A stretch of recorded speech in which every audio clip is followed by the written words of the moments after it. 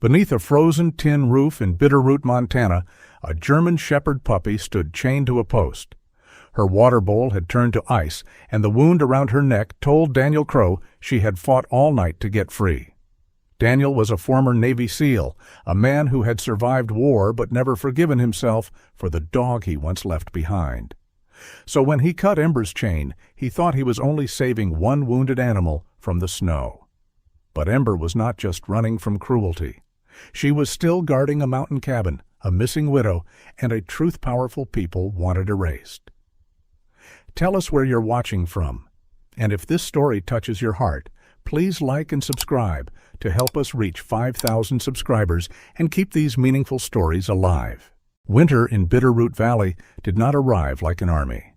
It came like an old verdict. It settled on the roofs of cabins, on the shoulders of pine trees, on the backs of fence rails and forgotten trucks, soft at first, almost merciful. Then it hardened overnight. By morning, every ordinary thing carried a white silence, and every sound seemed to travel farther than it should. Daniel Crowe lived where that silence grew thickest.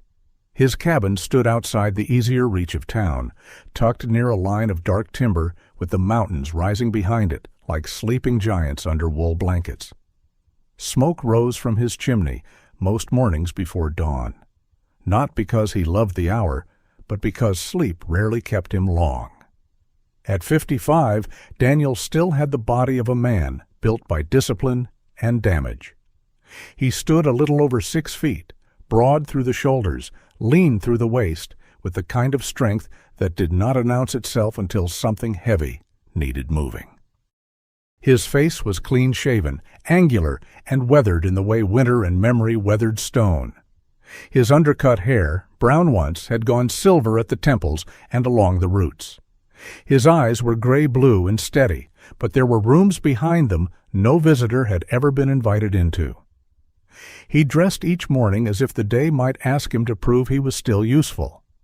Olive-drab combat shirt, fitted through the chest, camouflage sleeves marked by dark bands across the upper arms. Charcoal tactical pants, brown mountain boots with worn heels. A black belt, a walnut-handled folding knife, a watch that had outlived several lives he no longer talked about. He looked prepared. That was the cruel joke.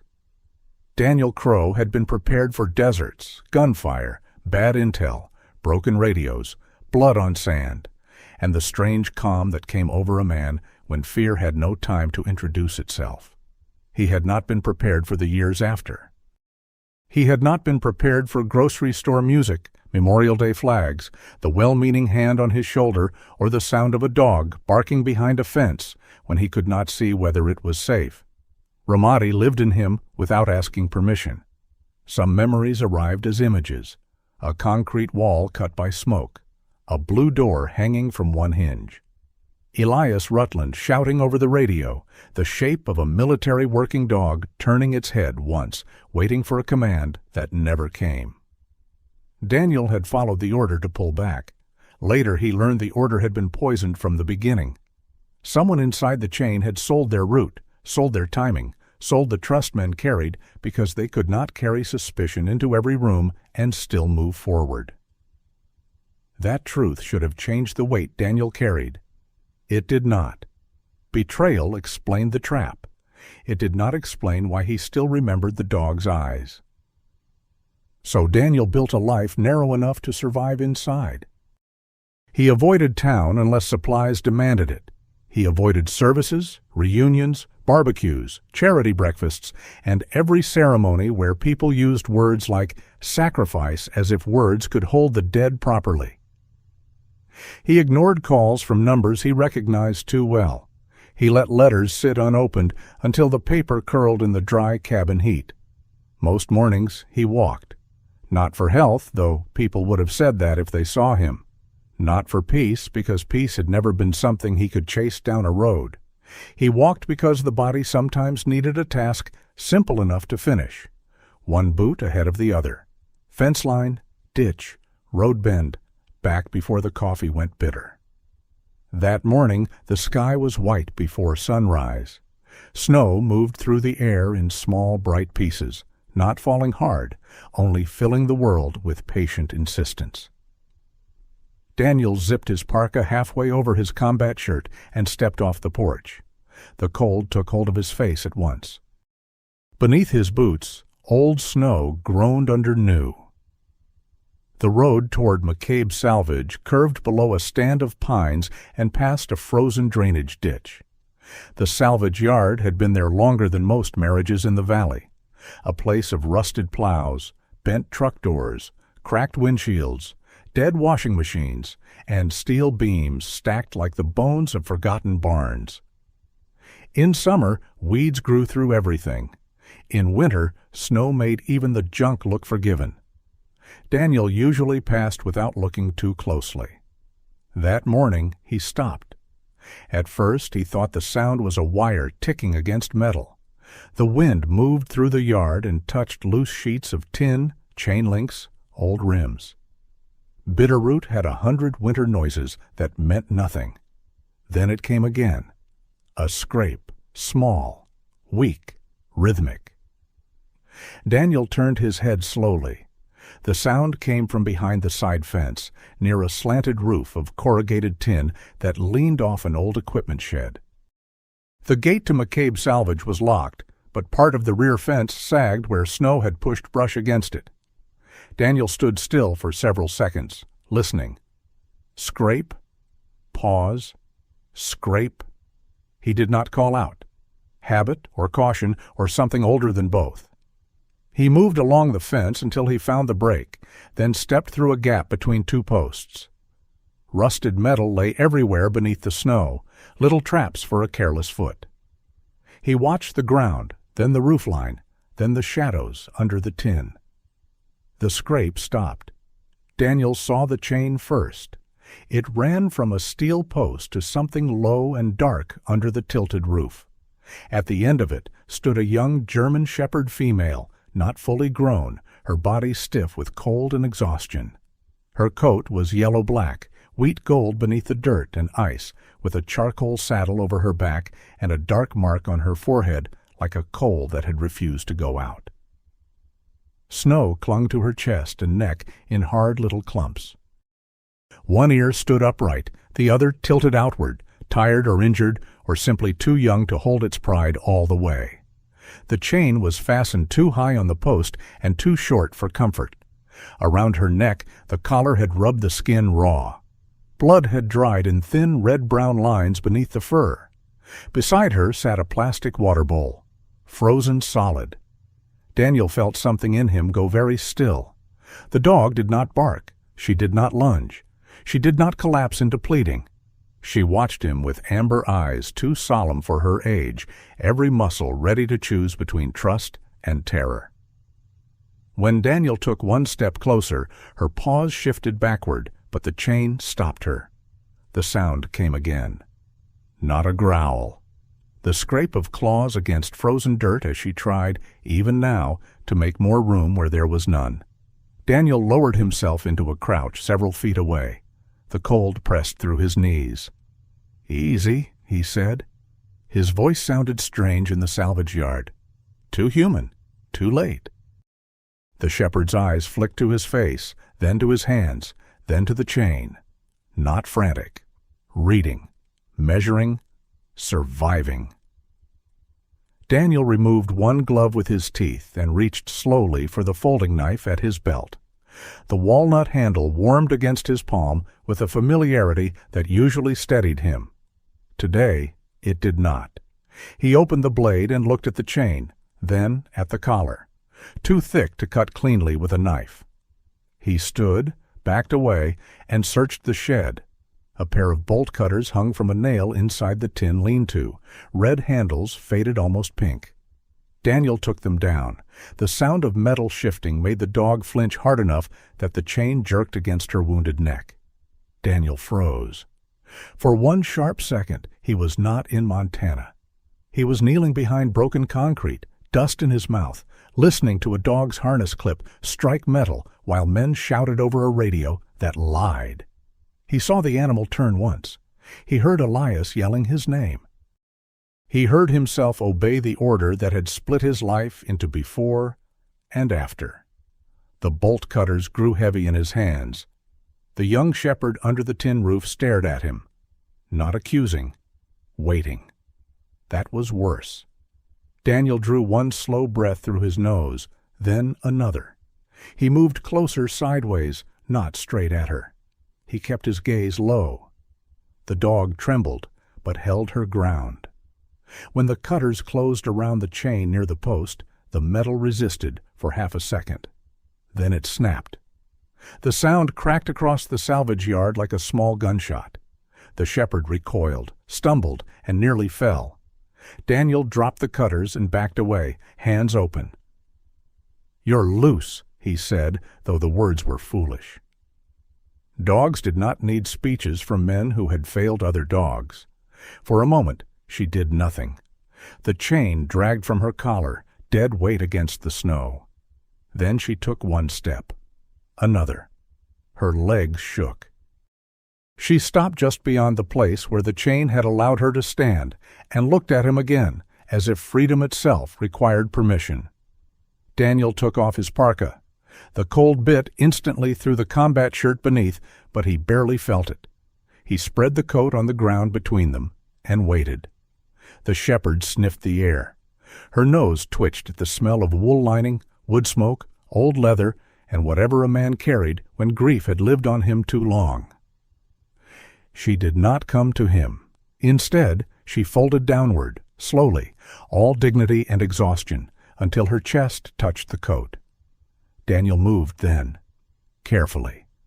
He wrapped the parka around her, lifted her against him, and felt how little heat she had left. She was lighter than she should have been. Beneath the frozen fur, her heart beat fast, stubborn, furious with life. He carried her out through the broken fence and back toward the road. Snow gathered on his hair and shoulders. The young dog did not struggle. Once, when a truck passed far off on the county road, her body tightened so suddenly that Daniel nearly stopped walking. "It's gone," he murmured. The words were for her. Maybe? His cabin had never looked warm from the outside, only orderly. Stacked firewood, clean steps, no wind chimes, no porch chairs, no foolish decoration to suggest a person expected company. Inside, everything had a place. Boots by the door, keys in the dish, rifle locked, first aid kit above the sink, coffee tin left of the stove.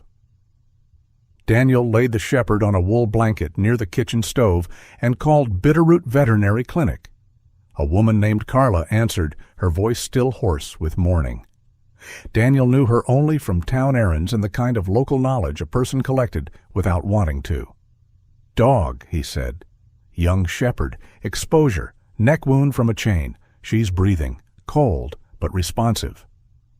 Carla's tone changed at once. Not panic, practice. She asked questions. Gum color, bleeding.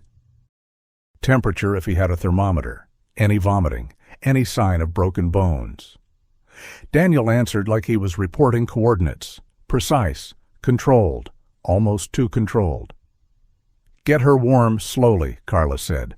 "Not hot, warm, small water first, then food later if she keeps it down. I can get you in by noon if the roads hold." "She was outside overnight," Daniel said. "How do you know?" "Snow depth around her. Tracks half filled. Bowl froze solid, but no drift over it. Chain marks, fresh." Carla paused. "You always notice that much?" Daniel looked at the dog on his floor. Her eyes were half open now, fixed on him from inside the fold of his parka. "No," he said, "not always." He cleaned the wound as best he could. The dog flinched, but never snapped. That restraint hurt more than teeth would have. An animal that young should have had the foolishness of trust or the loudness of fear. She had neither. She had the stillness of something that had already learned noise wasted strength. At noon, Carla confirmed what Daniel had guessed. The shepherd had likely been abandoned less than a day earlier, maybe 12 to 18 hours. The tin roof had saved her from the worst wind. The collar wound was painful, but not deep enough to threaten her life. She was underfed, dehydrated and frightened by certain sounds, especially trucks, metal drag, and wheels over hard ground. "She have a name?" Carla asked. Daniel looked at the young dog who sat on the clinic floor with one paw tucked close, amber eyes tracking every movement in the room. The dark mark on her forehead seemed clearer under the fluorescent light, a little ember of black set into gold. "No tag," he said. Carla waited. Daniel rarely gave names to things. Names were doors. Names invited lost to learn the address. But the dog looked at him then, not softly, not gratefully, only steadily, as if she had survived the night and expected the truth to be handled with some respect. "Ember," Daniel said. "Daniel?" Carla wrote it down. The first days were made of small negotiations. Ember ate a little, then slept, drank, then retreated. She startled when the stovepipe clicked. She woke when a logging truck grumbled along the distant road. If Daniel moved too quickly with a metal bowl, she shrank back, then caught herself and stood still as if embarrassed by fear. Daniel learned not to apologize aloud every time. The urge came often. He kept her medicine schedule taped to the cabinet, cleaned the wound twice a day, set food down and stepped away, sat sideways on the floor rather than facing her head on. He treated patience like a skill he could practice badly until it became less foreign. At night, Ember slept near the kitchen wall on the wool blanket, nose pointed toward the door. Daniel slept less than she did. Sometimes he woke and listened to her breathing. Small, uneven, alive. It changed the dark in the room. Not enough to comfort him, enough to disturb the old shape of it. On the fourth morning, snow had stopped, and sunlight lay thin across the floorboards. Ember rose before Daniel finished his coffee. She walked to the front door and stood there, not whining, not pawing, only looking out through the lower glass panel toward the mountain road. Daniel watched from the kitchen. "Nothing out there for you," he said. Ember did not turn. He waited. The kettle ticked on the stove. A crow lifted from the fence post outside and flapped toward the pines. Ember's ears shifted toward the sound, then forward again, fixed on the pale line of road climbing toward the higher cabins above the valley. Daniel's hand tightened around his mug. He knew that kind of stillness, not wanting, not curiosity. Duty? He set the mug down too hard. "No," he said, though she had not asked. Ember finally looked back. Then she crossed the room, slow but certain, and stopped at the lower kitchen drawer. Daniel felt the air leave him. The drawer had no food, no leash, no medicine. Inside, wrapped in an oilcloth he had not unfolded in months, lay the old military collar from Ramadi. He kept it there because throwing it away felt like betrayal, and displaying it felt like begging for forgiveness. Ember lowered her head and rested her muzzle against the drawer. The house went so quiet that Daniel could hear the stove ash settling. He did not move for a long moment. The past had many ways of entering a room. Smoke, dust, a name on an envelope, a holiday flag. He had not known it could also enter as a wounded young dog, placing her nose against a drawer she had no reason to understand. "Don't," Daniel whispered. Ember closed her eyes. Not asleep, not calm, waiting. Daniel looked from the dog to the window, where the mountain road curved white and bright toward Pinewatch Cabins, hidden beyond the trees. He did not know what Ember remembered.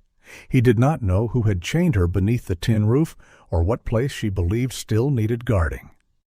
He only knew this: some creatures didn't run from what hurt them because something they loved remained behind. And for the first time in years, Daniel Crowe was afraid not of going back, but of staying where he was. Daniel waited until Ember could walk without favoring her front legs before he took her up the mountain. Waiting was not patience for him. It was restraint with its teeth clenched. For 3 days after she placed her muzzle against the lower kitchen drawer, Ember returned to the front door every morning. She stood there after breakfast, after medicine, after the stove settled into its low iron breathing. She did not whine. She did not scratch. She simply faced the road as if some part of the mountain had called roll and she was the only one left to answer. Daniel tried to ignore it. He cleaned the wound at her neck. He checked the forecast. He split firewood. He told himself a young dog could fixate on anything after trauma. A road, a smell, a sound, the direction from which fear had arrived. Men, he knew, did the same thing. They stared at doors long after the enemy had gone. But Ember did not stare like a frightened animal waiting for danger to return. She stared like a sentry waiting to be relieved. On the fourth morning, the valley brightened beneath a pale winter sun, and the snow took on that clean blue-white shine that made Montana look innocent. Daniel stood by the truck with the leash in his hand longer than necessary. Ember watched him from the porch, the new soft collar around her neck, a line of healing skin still visible beneath the fur. Her left ear tilted outward in the cold. "This isn't a mission," Daniel said. Ember blinked once. The answer was rude in its silence. He opened the passenger door. The mountain road to Pinewatch Cabins climbed out of Bitterroot Valley in slow, bending rises. It passed frozen irrigation ditches, dark stands of lodgepole pine, and old fence lines buried to their middle rails.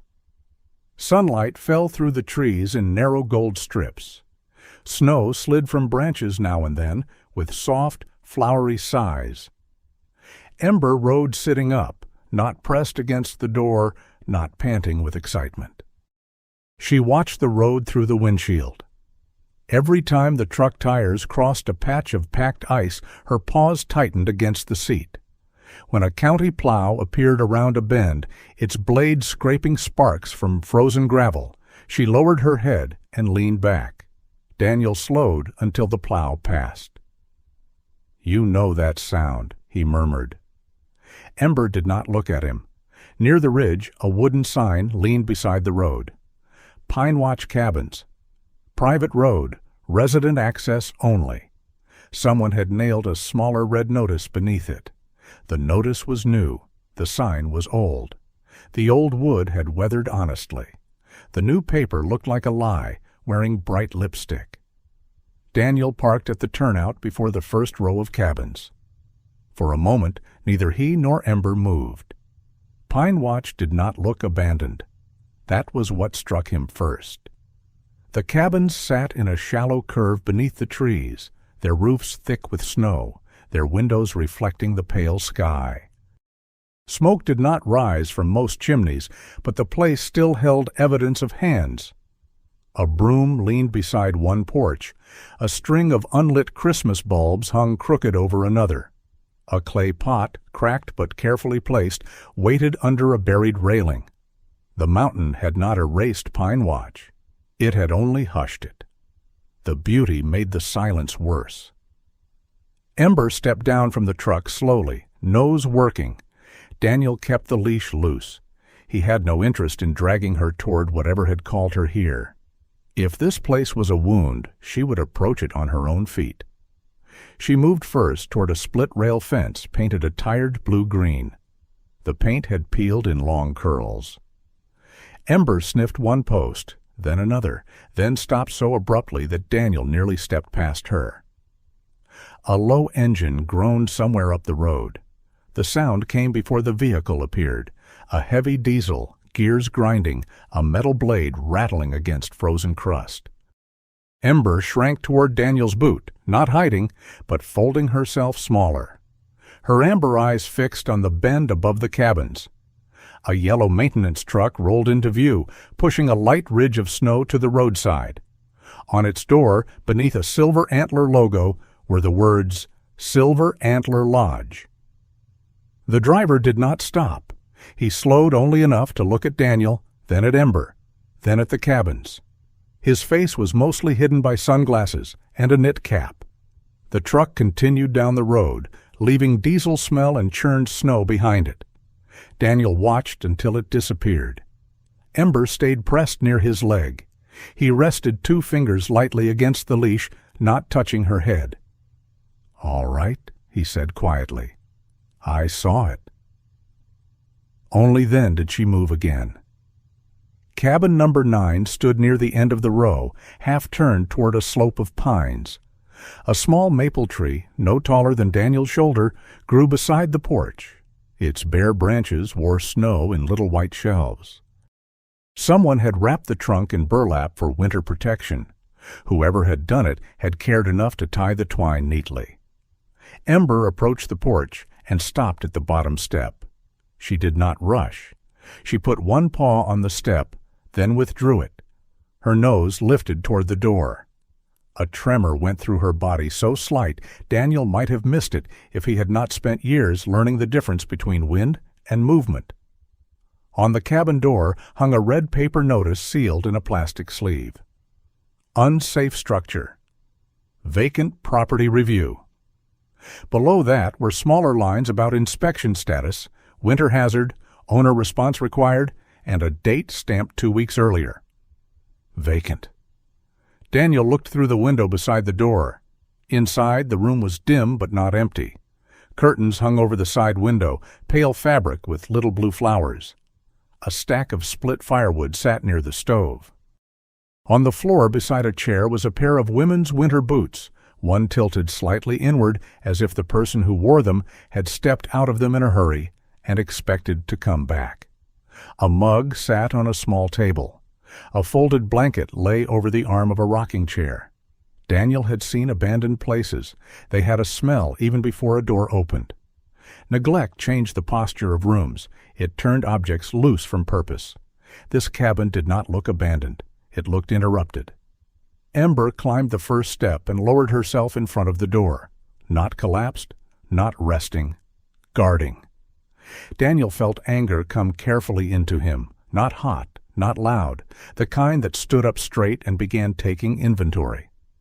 A voice behind him said, "If you're planning to break in, at least have the decency to use the back door.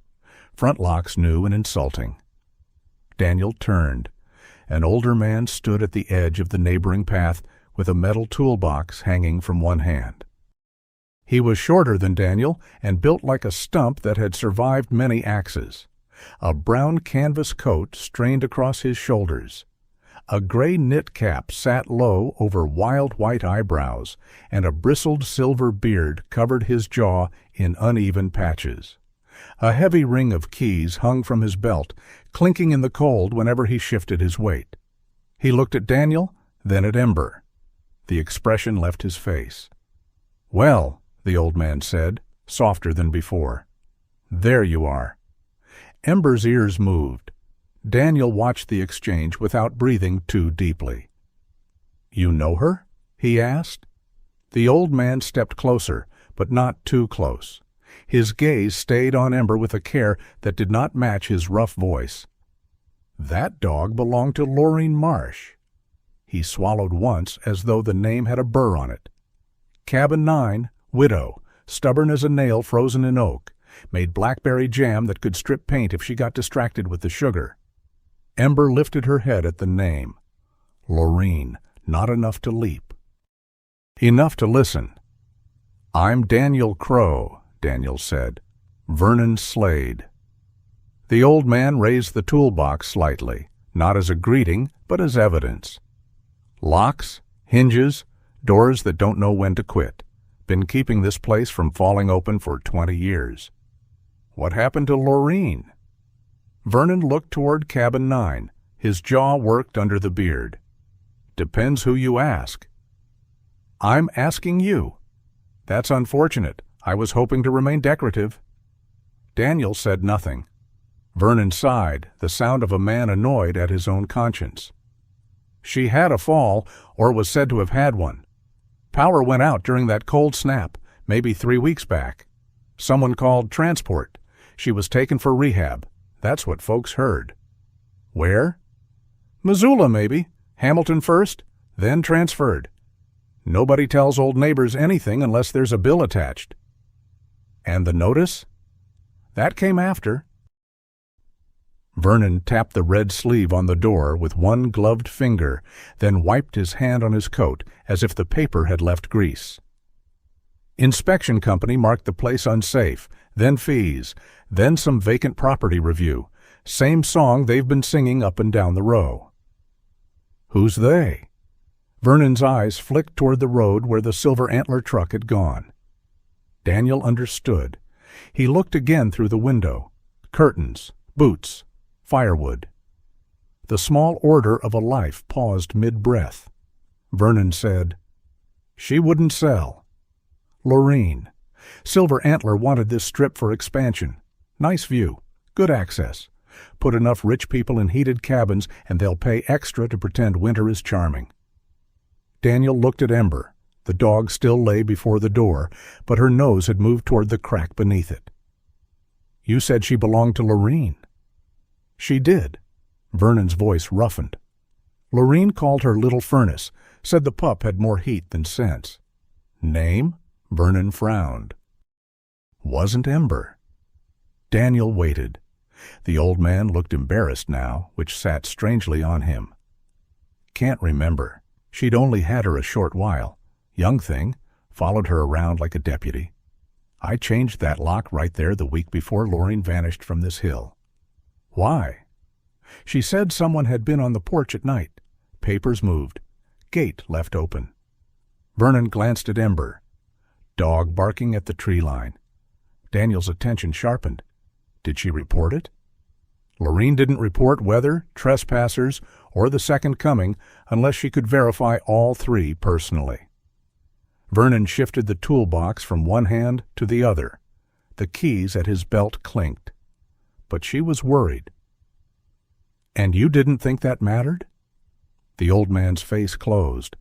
For a second, Daniel regretted the question, not because it was unfair, but because it landed too close to a place he knew.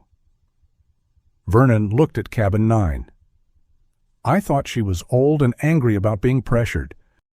I thought Silver Antler was being greedy, not dangerous.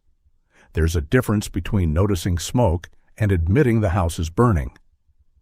Daniel had no answer for that. A gust moved through the pines and sent loose snow glittering from the branches. Ember stood suddenly, not toward the cabin, toward the road. A black pickup had slowed at the bend above Pinewatch. It did not come all the way down. It idled for several seconds beside the blue-green fence. Daniel could not see the driver through the windshield glare. Ember backed down one step, body low, tail dropped. Vernon stopped breathing through his mouth. The pickup rolled on. No one spoke until the sound faded. "That truck belong here?" Daniel asked. Vernon's attempt at a shrug failed halfway. "Around here, everyone thinks they belong everywhere." But his eyes had followed the pickup too long. Daniel took out his phone and photographed the notice on the door. Then the porch. Then the tire tracks near the blue fence. Vernon watched him without comment. "You taking this to the sheriff?" the old man asked. "County office first." Vernon gave a humorless little laugh. "Try not to expect applause." "I don't." "No," Vernon said, studying him now. "You don't look like a man who expects much of anything." Daniel clipped the leash shorter, gently. Ember resisted leaving the porch for one heartbeat, then came down. At the truck, she turned once toward Cabin 9. Not frantic, not begging. Daniel knew the difference now. She was not asking him to understand all of it. Only enough to not walk away.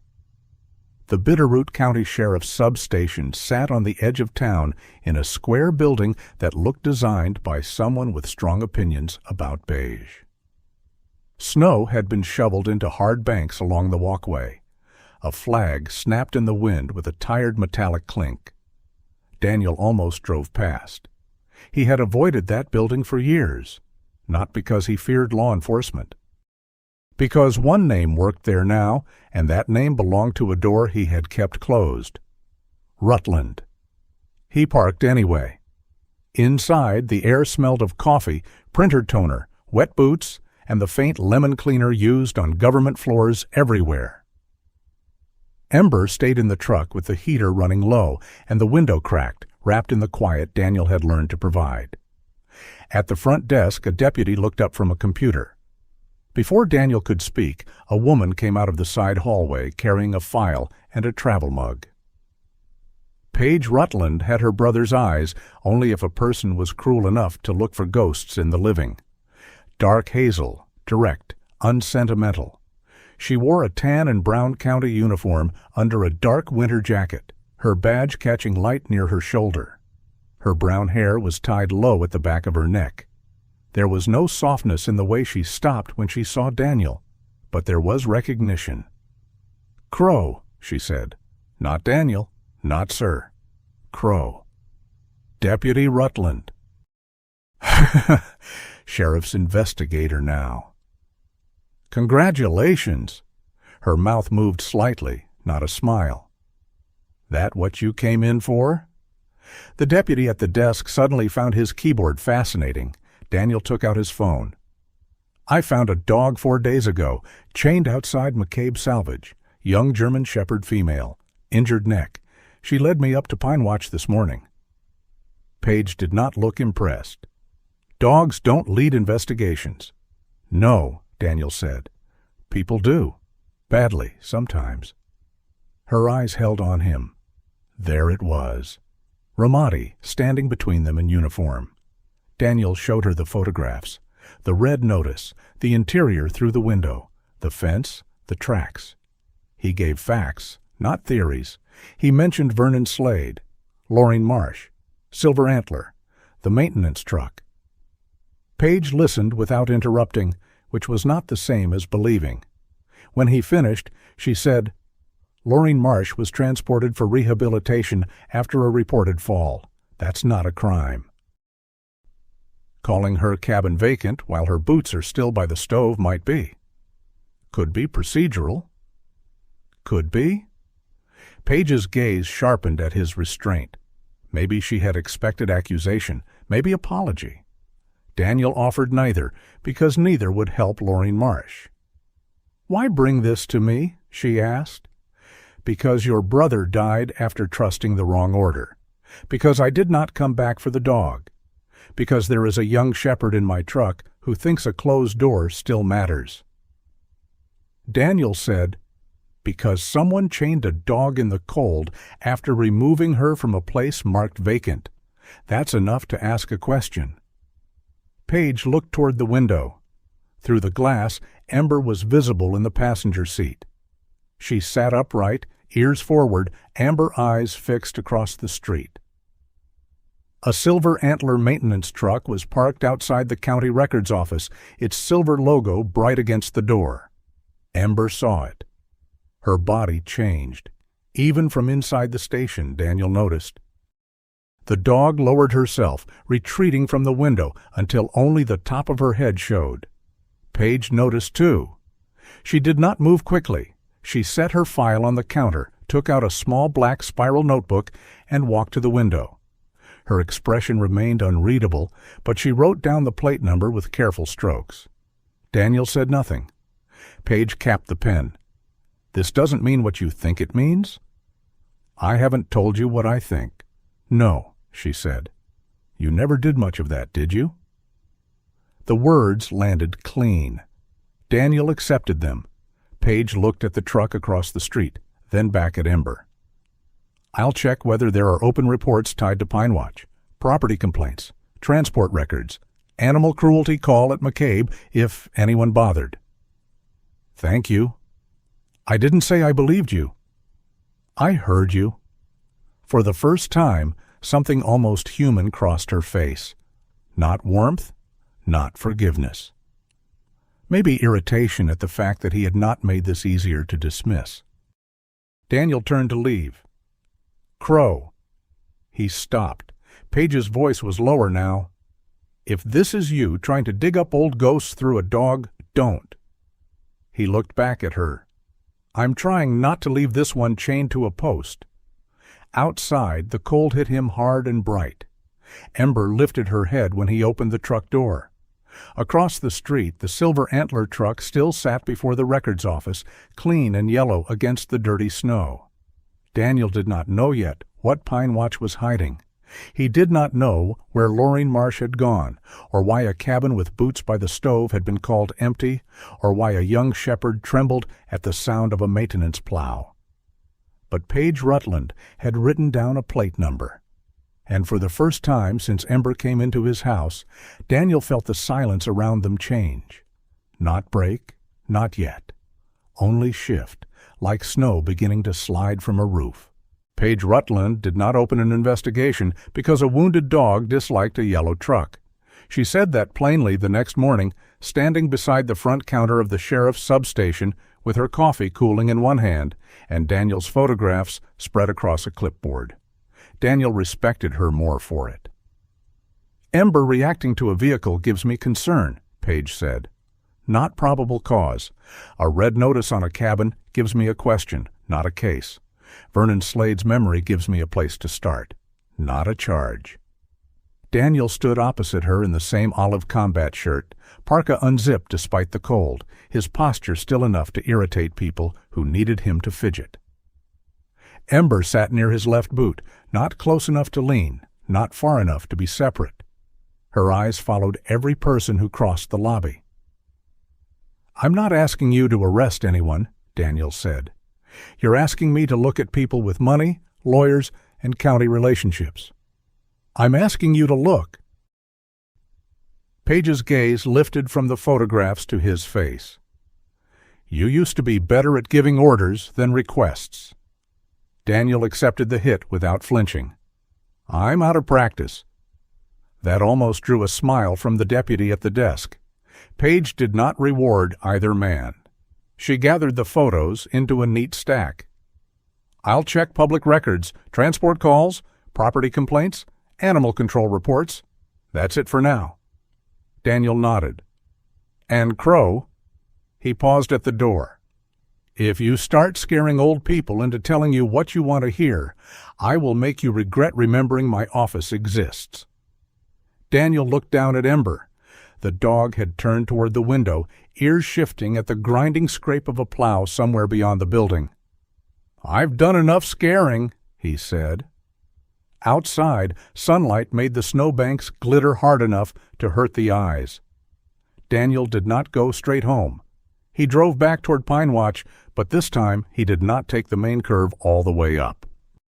He stopped first at a small cluster of mailboxes near the lower road, where 3 cabins shared a plowed turnout and a wind-bent cottonwood. Ember stayed in the truck while Daniel walked to a cabin with smoke coming from the chimney and a porch swept clean in a perfect square. The woman who answered the door was small, square-shouldered, and wrapped in a blue housecoat beneath a red wool cardigan. Her white hair had been pinned so firmly that even the Montana wind would have needed permission to move it. "Mabel Ross?" Daniel asked. She looked at him through the storm door. "Depends who's asking and whether he's selling something." "Daniel Crowe. I'm asking about Pinewatch." "I'm not buying that either." He almost smiled. "Vernon Slade said you might remember Lorraine Marsh." At Lorraine's name, the humor in her eyes lost a layer. Mabel opened the door. Inside, her cabin smelled of coffee, wood smoke, and cinnamon. Bookshelves lined one wall.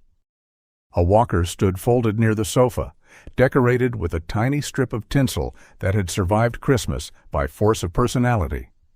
Mabel moved with care, one hip stiff, but she did not invite help, and Daniel did not offer it. "Lorraine is not the first," Mabel said once he sat at the kitchen table. "That's what you're really here for, whether you know it yet." Daniel said nothing. Mabel placed a folder in front of him. She had taught 8th grade English for 34 years, and apparently retirement had not softened her devotion to organized paper. Inside were copies of notices, certified mail slips, inspection warnings, and handwritten notes in red ink. "I went in for hip surgery last February," she said. 6 weeks with my niece in Bozeman. came home to a lockbox on my own door and a notice saying the cabin was under winter safety review because no resident response had been received. You didn't get the notice? It was mailed to an address I left 19 years ago. Daniel looked at the envelope copy. The old address was circled 3 times. They said it was a clerical issue, Mabel continued. Everything is a clerical issue when the person holding the pencil profits from spelling your name wrong. She said it lightly, but her fingers tightened around her mug. At the second cabin, Daniel met Calvin Meeks, a retired fire captain who wore suspenders over a thermal shirt and had the broad chest of a man who had carried hoses and other men through smoke for half his life. His left hand trembled slightly when he poured coffee from a dented percolator.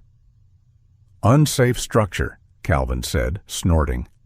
My cabin passed inspection every winter until Silver Antler started measuring the mountain with its teeth. He showed Daniel photographs of a railing marked hazardous, though Calvin had repaired it himself 3 months earlier. He had received a violation letter after the appeal deadline had passed. He had called the number listed and reached a company in Idaho that claimed to handle remote property compliance. You know what that means? Calvin asked. Daniel waited. It means nobody has to look you in the eye while they take your porch. By noon, Ember had met 3 porches, 4 suspicious cats, and 1 retired baker named Edna Vale, who insisted Daniel take a paper bag of rolls hard enough to qualify as masonry. Edna's cabin smelled of sugar and menthol ointment.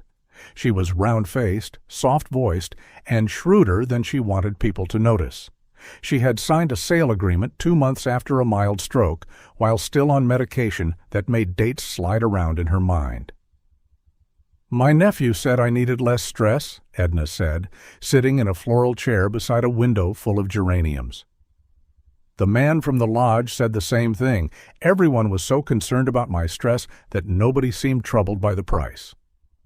How low? Edna named a number. Daniel's jaw tightened. That was for the land and cabin? For my view, my stove, my husband's ashes under the spruce, and the place I planned to die. She patted the paper bag of rolls on the table. I told them no twice before I told them yes. That is the part I remember. 2 no's, 1 yes, while my head felt full of wool. Guess which answer they wrote down. Ember, who had been lying near the door, raised her head at Edna's voice. She crossed the room slowly and touched her nose to the woman's slipper. Edna went still. Well, she whispered, you remember porches, don't you? Daniel looked away because there were moments grief did not need witnesses. While Daniel collected the human shape of Pinewatch, Paige collected its paper skeleton. She did it without drama. At the county records office, she stood before a clerk who suddenly forgot how to make eye contact and requested property histories for cabins 7 through 14. She asked for transport logs involving Loring Marsh. She asked for complaints filed by Silver Antler Lodge or any company connected to their expansion plan. She wrote down names, dates, mailing addresses, and the way people hesitated before answering simple questions. Behind the counter, in a cubicle near the wall, a woman with a short ash-blonde bob looked up each time Paige said, Pinewatch. Paige noticed on the second look. By the third, the woman dropped her eyes too late. Her nameplate read, Tessa Marlowe. Tessa was 30-something, slight cardigan sleeves pulled over her wrists, though the office was overheated. Yellow sticky notes clung to her monitor like frightened birds. She did not speak to Paige, not at first, but when Paige moved to the copy machine near the hallway, a page was already lying in the output tray. No one else seemed to notice it. Paige lifted it with 2 fingers. It was not a property record. It was a printout of system edits, address changes, owner response fields, inspection status updates, and file access logs for multiple Pinewatch cabins. Several entries had been modified late at night. Several had been approved under a supervisor's login. One company name appeared more than once. Crown Basin Holdings, LLC. Paige looked toward Tessa. The younger woman was staring at her screen as if it might save her life. Her face had gone pale, but her chin lifted by a fraction. Not courage exactly, the first muscle of it. Paige folded the printout and slid it into her file. She did not thank her. Some kindnesses had to remain invisible long enough to survive. By late afternoon, Daniel was back at McCabe's salvage.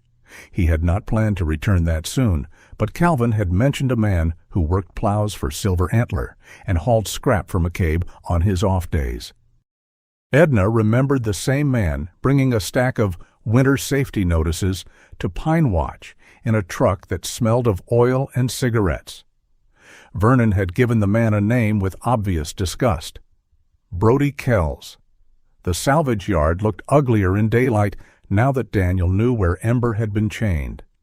The tin roof leaned under snow. The steel post stood bare. The broken chain still lay partly buried beside it, a black line in white. Ember did not get out of the truck. Daniel did not ask her to. Inside the yard office, a heater rattled as if full of bolts. A calendar of fly fishing scenes hung beside a rack of keys. The man behind the counter was not Brody, but he knew him. Everyone knew Brody, apparently, in the way small towns knew weather stains and unpaid bills. "Try the back lot," the clerk said. "If he owes you money, get in line." Brody Kells stood beside a stack of dented appliances, smoking with one hand cupped against the wind. He was 40 or so, narrow-shouldered, wearing a grease-dark jacket over a gray hoodie. A silver antler cap sat low on his head, its logo faded and stained. His face had the tired looseness of a man who had apologized too often to people who did not respect apologies. When he saw Daniel, his eyes moved first to the truck, then to Ember in the passenger seat. The cigarette fell from his fingers. Daniel stopped 10 feet away, close enough to speak, far enough not to make it too easy. Brody's mouth opened, then shut. "She lived," Daniel said. Brody looked at the snow between them. "I left water. It froze." "I didn't—" Brody's voice cracked, and he hated himself for it. "I didn't know it would get that cold." Daniel stared at him. Montana in winter had many sins. Surprise was not one of them. Brody rubbed both hands over his face. His gloves were fingerless, nails black with oil. "I wasn't supposed to hurt her." "No," Daniel said. "Just make her disappear." The words landed harder than shouting would have. Brody looked toward the yard office, then the road, then the truck again. Ember was watching through the glass, body low but eyes fixed, not barking, not shaking now. Seeing him. That seemed to do more damage than Daniel could have managed with both fists. "They said she was causing trouble," Brody muttered. "Barking at Cruz, running back to the cabin. Old woman was gone. Dog had nowhere. They said take her away from Pinewatch." "Who said?" Brody shook his head quickly. Daniel stepped closer. Brody flinched before Daniel even raised a hand. That stopped Daniel more effectively than any law. He saw suddenly what Brody was. Not the blade, not the hand holding the blade, but the cheap hinge that let a bad door swing open. Weak, afraid, guilty enough to suffer, not brave enough to stop. Daniel's anger did not leave. It changed shape. "You tied a young dog to a post in the cold," he said. "You can tell yourself where you rank in the machine later." Brody's eyes reddened. "You don't understand what owing people feels like." Daniel thought of Ramadi, of orders, of men above him moving pieces on a board and calling it command. "Yes," he said, "I do." For a moment the yard went quiet except for the heater rattle through the office wall and the wind moving bits of loose plastic along the fence. Brody reached into his jacket and pulled out a red, disposable lighter. He rubbed his thumb over the wheel without sparking it. "Silver Antler," he said finally, barely above the wind. "Nolan Sutter told me. Security manager. Said the dog needed to be off the hill before Wexley brought inspectors through. Garen Wexley? Brody did not answer. He did not need to. Daniel returned to the truck with the name Nolan Sutter in his pocket and something heavier in his chest. Ember lifted her head when he opened the door. He did not touch her right away. He let her smell the outside air first. Oil, smoke, cold metal. Brody's fear. Then he placed one hand on the seat beside her. "You were not just abandoned," he said quietly. Ember's ears moved toward him. He looked back at the steel post under the tin roof. In war, men like to imagine evil came wearing enemy colors. It simplified burial. It simplified blame. But here, in Bitterroot, the wrongness had arrived through property notices, old addresses, polite phone calls, inspection forms, tired men needing money, and a dog left with water that froze before dawn. The valley did not have a monster. It had a system of small permissions. By evening, Daniel and Paige stood in the parking lot between the sheriff's substation and the records office, their breath fogging in the cold. Paige had the printout from Tessa. Daniel had Brody's half-confession, not recorded, not yet useful in court, but useful enough to point. "Crown Basin Holdings," Paige said, tapping the paper. "They've bought small debts attached to at least 5 Pinewatch properties." "Connected to Silver Antler?" "Not on the first page." She gave him a look. "That's why people make second pages." Daniel told her about Brody. He left out nothing, including the fact that he had wanted to put the man through a stack of washing machines and had not. Paige listened. When he said Nolan Sutter's name, her jaw tightened by half an inch. "You know him?" Daniel asked. "Security manager for Silver Antler, former private contractor, likes standing near doors he doesn't own." Across the street, the records office lights glowed yellow. Through one window, Tessa Marlowe sat at her desk, shoulders curved inward, her face lit by the computer screen. She looked very young for someone holding an old lie. Paige followed Daniel's gaze. "She gave me something today," Paige said, "without giving it to me. Can you protect her?" "Not if she keeps pretending she hasn't chosen a side." Daniel looked at Ember in the truck. The shepherd sat upright now, watching the records office, the street, Paige, Daniel. Her dark forehead mark caught the last light like a coal, under ash. "She chose one," Daniel said. "She just hasn't said it out loud." Paige was quiet for a moment. Then she tucked the printout into her folder. "Lorene Marsh didn't vanish in a storm," she said. "Someone made room for her absence." Daniel felt the sentence settle over him, not like snow, like a warning. Behind them, the county flag snapped in the wind. Ahead of them, the Silver Antler Lodge lights shone high on the ridge, warm and golden for tourists who paid to believe winter was beautiful because someone else had shoveled the danger out of sight. Daniel opened the truck door. Ember leaned forward, not toward home, but toward the mountain road.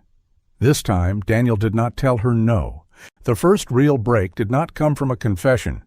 It came from a bill. Paige found it near the bottom of a county payment cross-reference, buried beneath transport codes, facility numbers, and the kind of language designed to make a human body sound like a shipment. The entry was small enough to miss if a person was tired, and Paige had been tired for 2 days. Lorene Marsh, Rehabilitation Transfer, Private Recovery Facility, Missoula County. At first, it was only a wrong name. Then Paige read it again. Lorene Marsh, Lorene Marsh. One letter shifted, one sound softened. A person made almost herself, but not quite. In a system built to obey exact spellings, that was enough to turn a woman into mist. Paige sat alone in the records room, the lights buzzing overhead, her black spiral notebook open beside the keyboard. She had seen errors before. Old systems swallowed vowels. Clerks mistyped dates. Last names changed when families changed, when marriages ended, when tired hands entered forms at 5 minutes before closing. But this mistake had landed too neatly. It appeared after Lorraine's reported fall. It pointed away from Pinewatch. It carried no emergency contact Daniel or Vernon had ever mentioned. It belonged to a file that treated the woman as if she had arrived from nowhere and expected no one to come looking. Paige printed the page, then stared at it until the toner cooled. When she called the facility, the woman at reception was polite in the way locked doors were polite.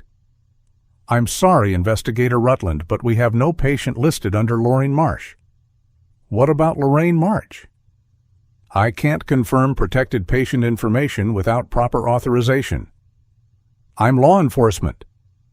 "I understand, ma'am. We still need documentation of next of kin, legal representation, warrant, or patient consent." "Can you transfer me to administration?" "They'll tell you the same thing." They did. Paige ended the call before her voice gave away more than it should. Law could be a bridge. It could also be a wall, depending on who had built the paperwork first. By evening, the snow had begun again, light and dry, tapping at the office windows, like someone asking to be let in. Paige sat in her truck outside the substation with the engine running, reviewing the page on her lap. Across town, Silver Antler Lodge glowed high on the ridge, warm for people who could afford to mistake winter for decoration. Her phone rang from an unknown number. Paige let it ring twice before answering. Rutland. For a moment there was only breathing on the other end, not panic, caution. "My name is Alana Greer," the woman said. Her voice was low, tired, and careful. "I'm a nurse at Briar Glen Recovery." Paige straightened. "I'm listening." "I can't give you medical information without proper release." "I know." "I also can't ignore a patient asking for a dog that her chart says does not exist." Paige said nothing. The woman went on, quieter. "She says Ember stands at the door. She says there's a little maple tree under the snow. She says someone moved her name 1 inch to the left and now nobody can find her." Paige closed her eyes for 1 second. There were moments in an investigation when the room shifted. Not solved, never that generous. But the floor, which had seemed solid, revealed a trap door. "Is she safe?" Paige asked. The answer took too long. "She is not locked in a room," Alana said. "She is not being struck. She is receiving care on paper, but sometimes paper can hold a person down without touching them." That was enough. The next afternoon, Daniel drove with Paige to Missoula County in his truck because Paige's cruiser would have announced itself too early and because Daniel had not wanted Ember left alone all day.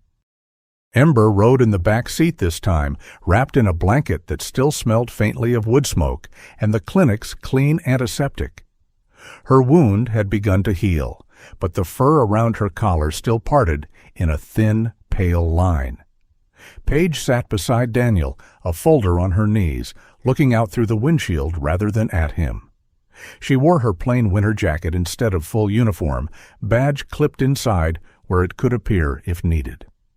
The black spiral notebook was tucked into the outer pocket. She had said very little since they left Bitterroot. Daniel did not fill the silence. The road ran west through open country and white fields, past fences half buried, barns crouched low against the wind, and dark cattle gathered near hay rings. The sunlight was sharp, almost golden, striking the snow until every ditch looked edged with glass. Briar Glen Recovery stood beyond a line of spruce trees, a long, low building of pale stone and dark windows. It did not look sinister. That bothered Daniel more than if it had. Evil, in his experience, rarely saved a man the courtesy of looking the way it felt. Inside, the air smelled of disinfectant, soup, and laundry heat. A television murmured from a common room. Someone laughed softly down the hall. A cartwheel squeaked with every turn. Alana Greer met them near a side corridor, carrying a tablet against her chest like a shield. She was around 50, sturdy, with dark hair threaded silver and pulled into a neat bun. Her teal scrubs were softened by a gray cardigan, and a small pendant shaped like a pine leaf rested at her throat. Her face had the warm tiredness of a woman who had learned to be kind without becoming easy to push aside. She looked first at Paige, then at Daniel, then through the glass door toward the parking lot, where Ember's shape was visible in the truck. "That's her?" Alana asked. Daniel nodded. Alana's mouth tightened. "She talks about that dog when she's clearer." "Clearer?" Paige asked. "Some days she's oriented, some hours she drifts. Medication can do that. So can stress. So can being old and frightened and told often enough that you are confused." Alana's voice did not rise, but the anger beneath it was well kept and sharp. "Her chart says no pets, no primary residence beyond a mailing address, no close contacts, a legal representative, arranged transfer after a fall." "Name?" "Martin Vale," Alana said. "That's what the intake packet says. I've never seen him. Phone number routes to voicemail." Paige wrote it down. "And you called because—" Alana looked down the corridor. "Because she corrected me 3 times when I called her Lorraine. Not loudly, just every time." "Lorraine," she said. "Marsh, like the wet ground. Not march, like soldiers." A faint smile touched her face and vanished. People with dementia don't usually make jokes that consistent. Daniel felt something old move in his chest. Not hope, a warning that hope might be nearby. Alana led them to a sunroom at the end of the west wing. Winter light pooled there, honey-colored against the glass, turning the snow beyond the window into a field of brightness. Several residents sat with blankets over their knees. One man slept with a book open on his chest. A woman in pink slippers arranged puzzle pieces by color. Near the far window sat Lorraine Marsh. Daniel knew her before Alana said the name, not from her face exactly, though he had seen an old photograph in Mabel's folder. The woman in the chair was thinner, more fragile, her cheeks hollowed, and her skin pale from indoor light. Her white hair was tied low at the nape of her neck. A blue-green knitted shawl rested across her shoulders, clutched in one hand as if it were a rope across deep water. But there was something in the way she held her chin, a small refusal to vanish. Alana approached first. "Lorraine."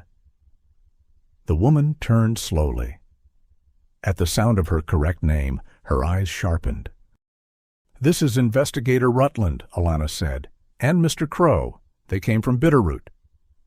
Lorraine looked at Paige, then Daniel. Her gaze lingered on Daniel's clean-shaven face, his silvered undercut, the broad shoulders held too carefully inside the parka. "You're not from the lodge," she said. "No, ma'am," Daniel answered. "Good. They smile too much." Paige pulled a chair closer, but did not sit until Lorraine nodded. Daniel remained standing at an angle, far enough not to crowd the woman. The habit was for Ember, perhaps, or for himself. Paige showed her identification. "Mrs. Marsh, we're trying to understand how you came here." Lorraine looked toward the window. "Snow came sideways that night," she said. "Power went out. The little maple was bent near flat. I told Ember not to bark herself hoarse, but she never did listen when men came up the road." Daniel's hands went still at his sides. "Men?" Paige asked gently. "One man at the porch, maybe 2 by the truck, paper in his hand." "Always paper." Lorraine rubbed the edge of the shawl between thumb and finger. "He said my signature would make things easier. Easier is a dangerous word when someone else brings it to your door." "Did you sign?" Lorraine's face clouded. The room seemed to pull away from her for a moment. "I told him no. I remember that. I remember the kettle screaming. I remember Ember at the door, her feet sliding on the boards because she was still little and thought courage meant making herself wide." Her mouth trembled once. "Then the lights went, or maybe they were cut. I went down near the stove, woke with people talking over me." Alana stood nearby, silent, her jaw set. "A representative arranged transfer," Paige said. "Martin Vale." Lorene frowned. "No Vale. My sister married a Bell. My cousin married a Price. No Vale." She looked suddenly frightened, not of Paige, but of her own mind. "Unless I forgot one." "You may not have forgotten anything," Paige said. The sentence landed softly. Lorene closed her eyes. Daniel took out his phone. "Mrs. Marsh, there's someone in the truck. I didn't bring her inside because I didn't know if it would be allowed." Lorene opened her eyes before he finished. He played the video. Ember lay on Daniel's kitchen rug near the stove, head lifted, amber eyes watching the room. In the video, Daniel said her name once. Ember's left ear tilted outward. Her tail moved, barely against the blanket. Lorene reached toward the screen, but stopped short, as if touching the glass might break the spell. "My little furnace," she whispered. The words were so small that Daniel nearly missed them. Paige did not. "She's alive," Daniel said. Lorene covered her mouth with the blue shawl. Her shoulders shook once. Not a sob exactly. Something older than sobbing. Something the body did when grief had been standing too long and suddenly found a chair. Alana looked away, giving her the dignity of not being watched too closely. "She was chained outside McCabe's salvage," Daniel said. "Cold, but alive. She's healing." The softness left Lorene's face. "Brody," she said. Paige leaned in. "Brody Kells?" "He brought parts sometimes. Smelled like cigarettes and oil. Ember hated his boots." Lorene swallowed. "No, not hated. Watched." Daniel thought of Ember in the truck, watching through glass. Lorene's mind seemed to gather itself around the dog's name. The drifting stopped. Her voice became thin but clearer. "There is a tin box," she said, "in my cabin." Paige did not move except to turn a page in her notebook. "Where?" Lorene's fingers tightened in the shawl. "Under the kitchen floor, board near the stove. My husband kept maps, old boundary notes, easement papers. Pinewatch was never meant to be swallowed by that lodge. He said if anyone came waving new lines, we should show them the old ones." "Who knows about the box?" "No one." Lorene looked toward the window where snow shone white. "Maybe Ember." She slept there when storms came.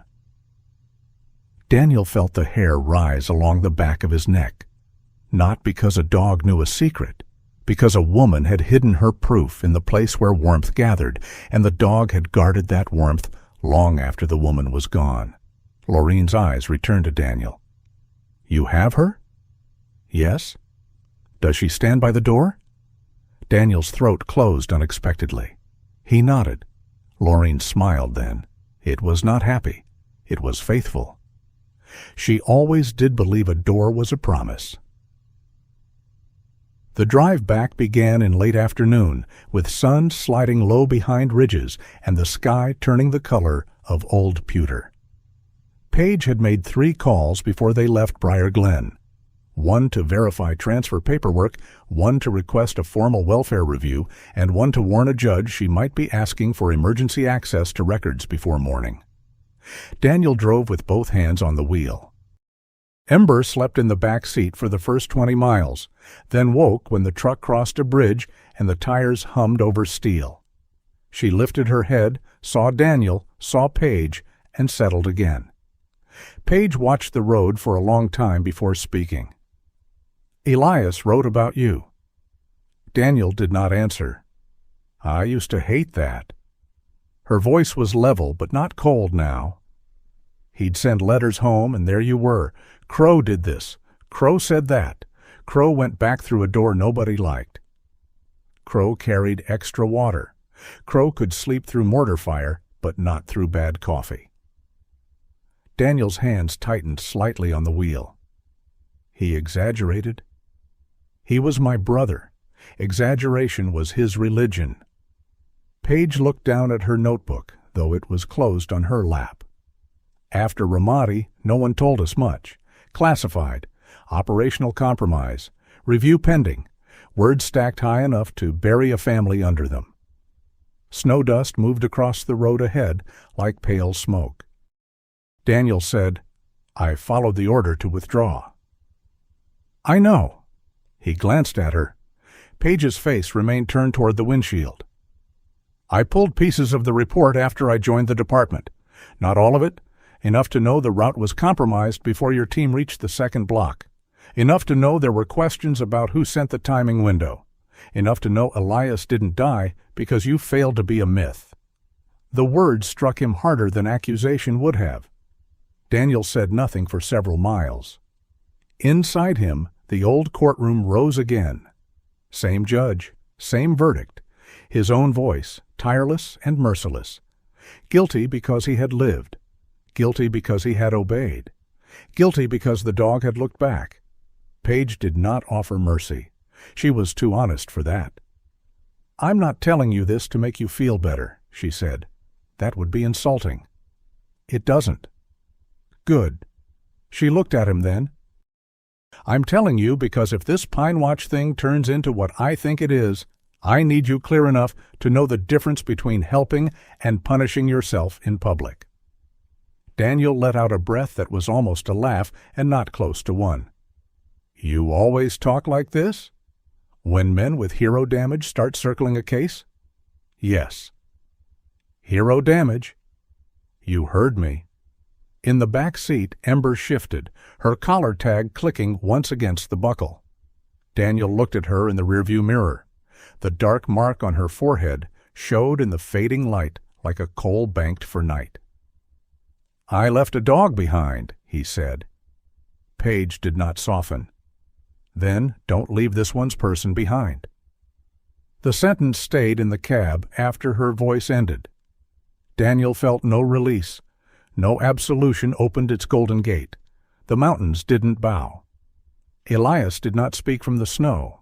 The dog from Ramadi did not return with forgiving eyes. But something changed. Not the past, the direction of his weight. For years, guilt had pulled him backward toward a moment he could not enter again. Now, for the first time in longer than he cared to admit, it pulled him forward. Toward a cabin with a red notice on the door. Toward a tin box beneath the kitchen floor. Toward an old woman who had corrected her own name until someone finally heard it. When they reached Bitterroot, the ridge lights of Silver Antler Lodge were already glowing above the valley. Warm, expensive, perfectly arranged. Daniel drove past the turnoff to his cabin. Paige noticed. "Where are you going?" "Pinewatch Road." "We don't have access approval yet." "I'm not breaking in." "What are you doing?" Daniel looked in the mirror. Ember was awake now, standing as much as the back seat allowed, eyes fixed toward the dark line of mountain road. "Making sure the door is still there," he said. Daniel did not break into Laureen Marsh's cabin.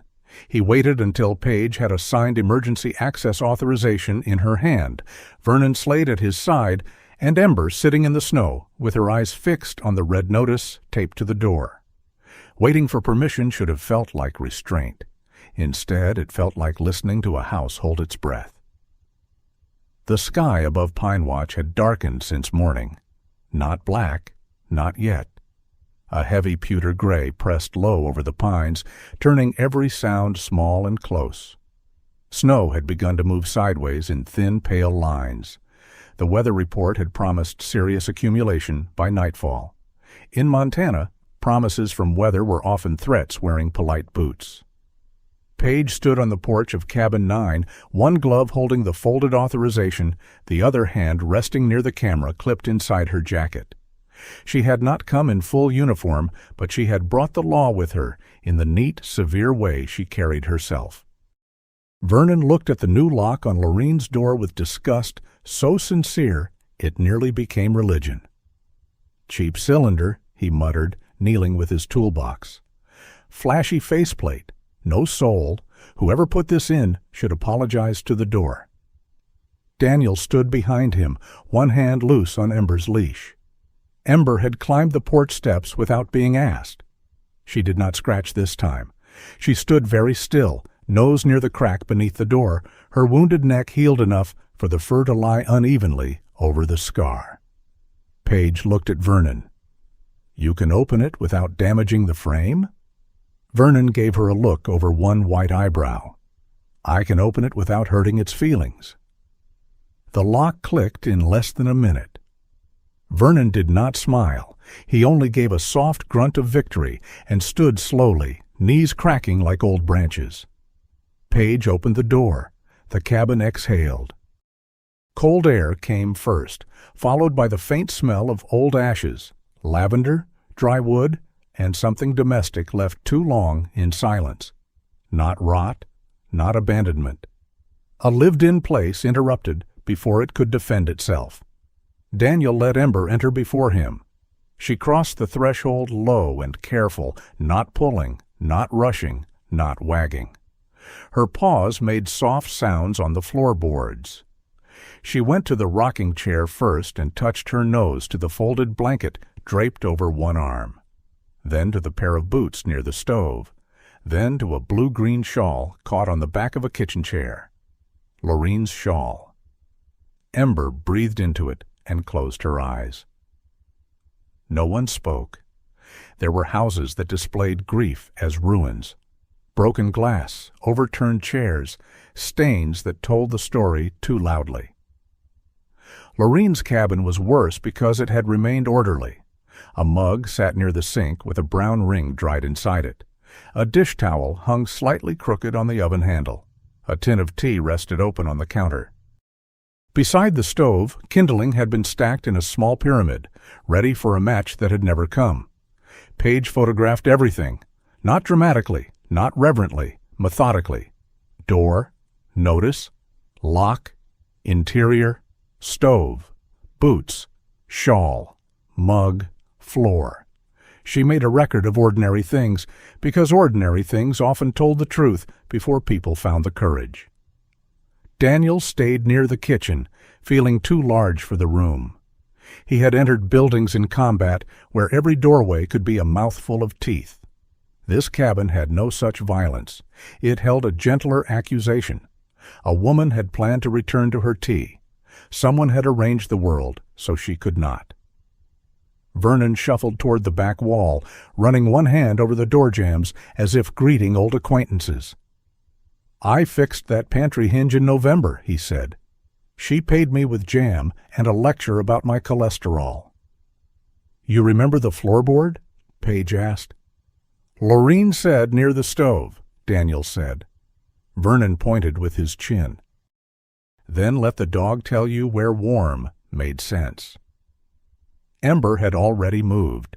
She circled the stove once, nose low, following a trail only she could read. She paused at the edge of a braided rug, pushed it with one paw, then lowered herself beside a wide board near the stove's right side. Not dramatic, not triumphant. She simply lay down with her chest against the floor, as if returning to a place where she had once slept through storms. Daniel knelt. The board was darker at one end, not loose enough for a casual glance to notice, but not flush either. Vernon handed him a small pry bar without being asked. "Gently," the old man said. "That floor's older than your haircut." Daniel slid the bar into the seam and worked the board upward. The wood resisted, then lifted with a soft groan. Dust rose in the beam of Paige's flashlight. Beneath the board sat a tin box wrapped in oilcloth. It was smaller than Daniel expected. That made it feel more serious. He lifted it out and set it on the kitchen table. Paige came closer. Vernon removed his cap, though no one had told him to. Ember rose and stood beside Daniel's knee, her nose pointed toward the box. The oilcloth had been tied with twine. Daniel untied it slowly, aware that his hands had opened ammunition cases, field kits, letters from dead men, and now this, a widow's last stubborn argument against being erased. Inside were papers packed tight and flat, a small leather notebook, folded maps, a brittle envelope with the name Arthur Marsh written in careful ink. Several photographs of Pinewatch before Silver Antler existed when the cabins looked rougher, smaller, more honest. Paige put on evidence gloves before touching anything. Daniel stepped back. This part belonged to her. She opened the notebook first. Arthur Marsh's handwriting was neat, old-fashioned, stubborn in its own right. Notes about property lines, easements, shared winter access roads, names of original cabin owners, dates of agreements, mentions of a right-of-way through the Lower Pine Trail that Silver Antler's expansion maps had apparently ignored. Paige photographed each page. Vernon leaned over her shoulder until she glanced at him. "What?" he said. "I'm old, not blind. You're also breathing on evidence. Evidence should toughen up." Daniel almost smiled. It was the first lightness the cabin had allowed. Then Paige unfolded the largest map. The room changed, not because the paper itself looked powerful. It looked fragile, creased at the corners, yellowed, marked in blue and red pencil. But the lines on it told a story different from the one Silver Antler had been selling. Pinewatch was not a row of nuisance cabins scattered along land the resort could easily absorb. It was a linked pocket of private ownership, shared access, old agreements, and protected use paths running across the slope like veins.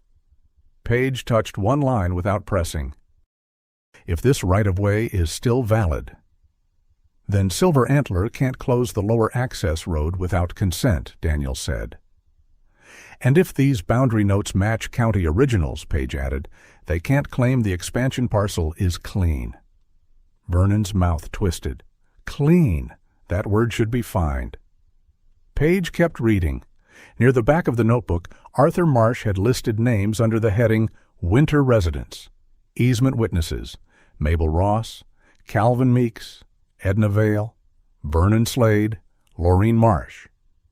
Others Daniel had not yet met. Besides several names were dates, repairs, notes about shared plowing, medical access, firewood deliveries. This was not a treasure map. It was a memory ledger, a record of people making winter survivable together. Daniel looked toward the window. Snow thickened beyond the glass, blurring the porch rail and the little maple tree Laureen had wrapped for protection. Paige closed the notebook carefully. "This helps. It doesn't finish anything." "Does anything?" "Paperwork," Vernon said, "but only after it has ruined everyone's week." Paige ignored him, though the corner of her mouth moved. "We need copies, chain of custody, compare with county records, Tessa's printouts, Laureen's statement if she's well enough, Alana's notes, Brody's timeline, Vernon's lock records."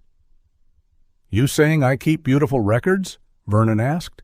"I'm saying if you don't, start pretending quickly." He snorted.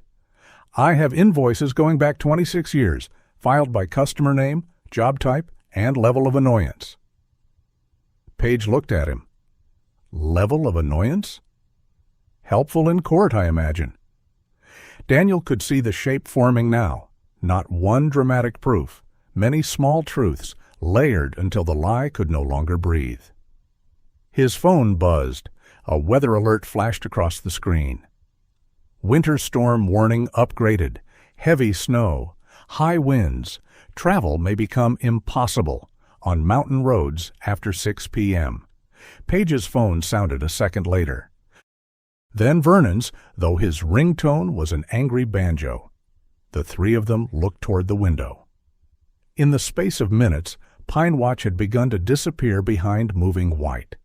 Paige packed the box carefully into an evidence bag, then paused at the cabin door. Her radio crackled with half-words. Signal faded in and out. She moved 2 steps onto the porch, lifted the radio higher, and got only static stitched with a deputy's voice too broken to understand. Daniel looked down the road. Tire tracks from earlier were filling fast. "We should go," Paige said. She was right. That did not make it simple. As they stepped off Laureen's porch, a figure came out of the blowing snow near the community building at the curve below. Then another. Then 2 more. Heavy coats, wool hats, slow steps, determined shoulders. Mabel Ross moved with her cane planted like a flag. Calvin Meeks carried a metal thermos and a stack of folders under one arm. Edna Vale had a scarf tied beneath her chin and a paper bag tucked against her chest. Behind them came other Pinewatch residents Daniel recognized only by doorways and mailboxes. They were not marching. They were arriving. Paige swore softly. "Who called them?" Vernon looked offended. "People know things without permission." Mabel reached them first, breathing hard but pleased with herself. Snow clung to her red cardigan beneath the open coat. "If you're about to tell us to go home," she said, "I will remind you that some of us are standing in the only homes we have left." "The road's going bad," Daniel said. "We noticed. We have eyes, several between us." Calvin lifted the folders. "I brought every notice they sent me." Edna held up the paper bag. "And rolls." Vernon grimaced. "For eating or foundation repair?" "Both, if necessary," Edna said. The absurdity of it struck Daniel in the ribs. Not funny enough to laugh, human enough to hurt. Paige looked from one face to another. "The safest place is off the mountain." Mabel's eyes flashed. "Safe for whom? If we leave tonight and they seal the road behind us tomorrow, how many more notices will say we weren't here to answer?" "That's not how—" Paige began, then stopped, because of course that was exactly how it had been working. The community building stood at the center of Pinewatch, a low log structure with a stone chimney and a sign half buried in snow. Once it might have hosted potlucks, bingo nights, arguments over plowing dues, and the gentle warfare of neighbors who borrowed tools and returned them late. Now its windows were dark, but Calvin had a key. "Generator still runs?" Vernon asked. Calvin looked insulted. "I was a fire captain, not a poet." "That answer worries me." "It runs." The decision formed not with a speech, but with movement. Paige looked at the storm, then at the residents, then at Daniel. She knew forcing them down the mountain would cost time they did not have and trust they could not spare.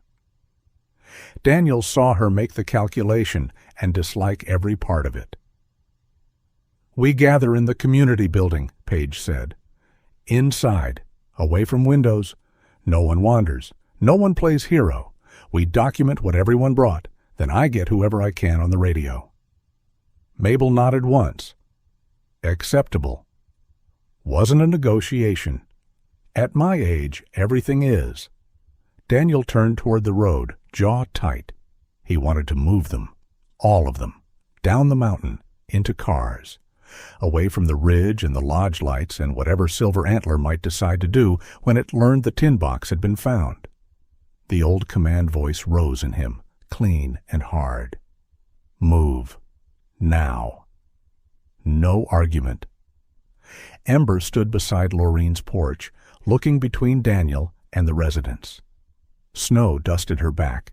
Her body was alert, but she did not pull toward the truck. She did not hide behind him. She faced the community building as the others made their way toward it, as if understanding that a door could be guarded from more than one side. Mabel paused beside Daniel. "We are not cargo, Mr. Crowe," she said quietly. He looked at her. The wind tugged white strands loose from beneath her hat. She was old. Her hands trembled around the cane, but her gaze had more iron in it than many armed men Daniel had known. "I know," he said. "No, you are learning." She softened it with a small, tired smile. "That is different." Then she walked on. Daniel stayed in the snow for a moment after the others passed. Paige waited near the steps of the community building, the evidence bag under her coat now, radio in hand, her face set toward work. Vernon was already arguing with Calvin about the generator. Edna was offering rolls to people who had not yet deserved punishment. The storm thickened. The road down became less road and more suggestion. Daniel looked back at Cabin 9. Through the moving snow, the red notice on Laureen's door flashed like a wound. Inside his chest, something old pressed against the ribs. He had spent years believing protection meant carrying the burden alone, deciding for others, pulling them out before they could choose badly. That belief had saved lives once. It had also left him with ghosts. Here, the people of Pinewatch were not asking to be rescued from their own story. They were asking not to be written out of it. Ember came to his side and leaned just once against his leg. Not heavy. Enough. Daniel placed his hand briefly on her head, then released the leash until it hung loose between them. "All right," he said. Together they crossed toward the community building, where the old residents of Pinewatch carried their papers, their stubbornness, their terrible roles, and their right to remain visible into the storm. By nightfall, Pinewatch had become less a place than a lantern trapped inside a storm. Snow drove across the ridge in hard white sheets, turning cabin roofs, fence lines, trees, and road signs into shifting shapes that appeared and vanished under the headlights of passing wind.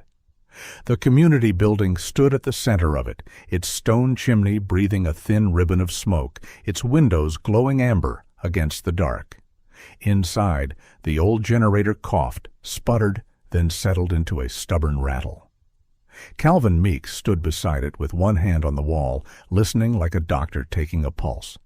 His suspenders were crooked, his white hair flattened by his hat, and his expression suggested he would personally insult the machine back to life if necessary. Vernon Slade leaned over his shoulder. "That thing sounds like a coffee grinder full of gravel." "It sounds like working," Calvin said. "It sounds like dying with confidence." "Same could be said of you." Across the room, Mabel Ross sat at a folding table with a stack of property notices arranged in exact rows. Her cane rested against her chair, but she had the posture of a woman presiding over a court she had invented because the official one had failed to arrive.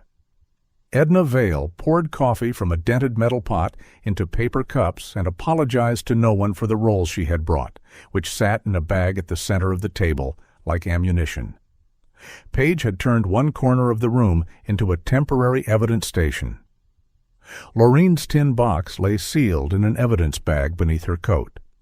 Daniel watched her photograph each document the residents had brought, then set her phone near the window, where one weak bar appeared and disappeared like a shy ghost. Her body camera was already on. She had told no one loudly. She had only touched it once, checked the light, and gone back to work. Daniel noticed. He suspected Paige knew he noticed. Ember lay near the main door, not asleep. Her head rested on her paws, but her eyes tracked movement through the room. Mabel's cane, Edna's shaking hands, Vernon's keys, Paige's phone, the door each time wind pressed snow against it. Her left ear tilted when the generator coughed. Her body stiffened whenever a heavy engine groaned somewhere beyond the storm. Daniel stood near the entrance, arms folded, parka damp with melted snow. He had spent many years choosing corners that gave him a view of every door. Tonight, the habit felt less like paranoia and more like a language the room needed translated. Mabel began reading names into Paige's small recorder. Mabel Ann Ross, Cabin 12, present, owner, taxpayer, winter resident, when my hip permits, and when fools stop mailing my notices to dead addresses. Paige did not look up. "Just the facts, Mrs. Ross." That was the short version. Calvin took the chair after her. "Calvin Meeks, Cabin 11, retired fire captain, present, owner. I repaired the north railing myself, and if any inspector says it was unsafe, I will gladly invite him to lean on it until he learns shame." "Mr. Meeks," Paige said. "Fine. Strike the shame part."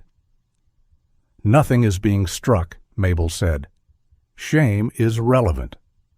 For one brief second, Daniel nearly laughed, not because anything was funny enough, because the room, with its flickering lights and old people arguing over legal phrasing while a storm tried to bury the mountain, was stubbornly alive.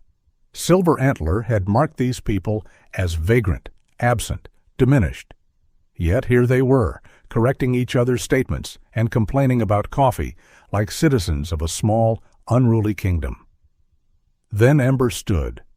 The room sensed it before anyone named it. Her ears went forward. Her back rose. A low sound gathered in her chest, not loud, but deep enough to change the air. Daniel moved to the window. Headlights climbed the lower road. Not one set. 3. They moved slowly through the storm, yellow beams cutting tunnels through the snow. A plow truck came first, blade lowered, but not clearing much. Behind it crawled a black SUV and a maintenance pickup with a silver antler logo on the door. Paige crossed the room and stood beside Daniel. "Expected?" he asked. "No." Vernon looked through another window and swore under his breath. "That's Silver Antler's plow." Calvin reached for his coat. Daniel caught his eye. "No one goes outside alone." Calvin bristled, then looked at Mabel. She pointed one finger at him without rising. "Sit before you become evidence." He sat. The vehicle stopped near the old management cabin at the edge of Pinewatch, a low building once used for association meetings, spare plow records, maintenance receipts, and whatever paper history communities kept, because no one trusted memory alone. Its porch sagged under snow. Its windows were dark. Doors opened. Figures stepped into the storm. Daniel recognized Brody Kells by the slope of his shoulders before the man came fully into the light.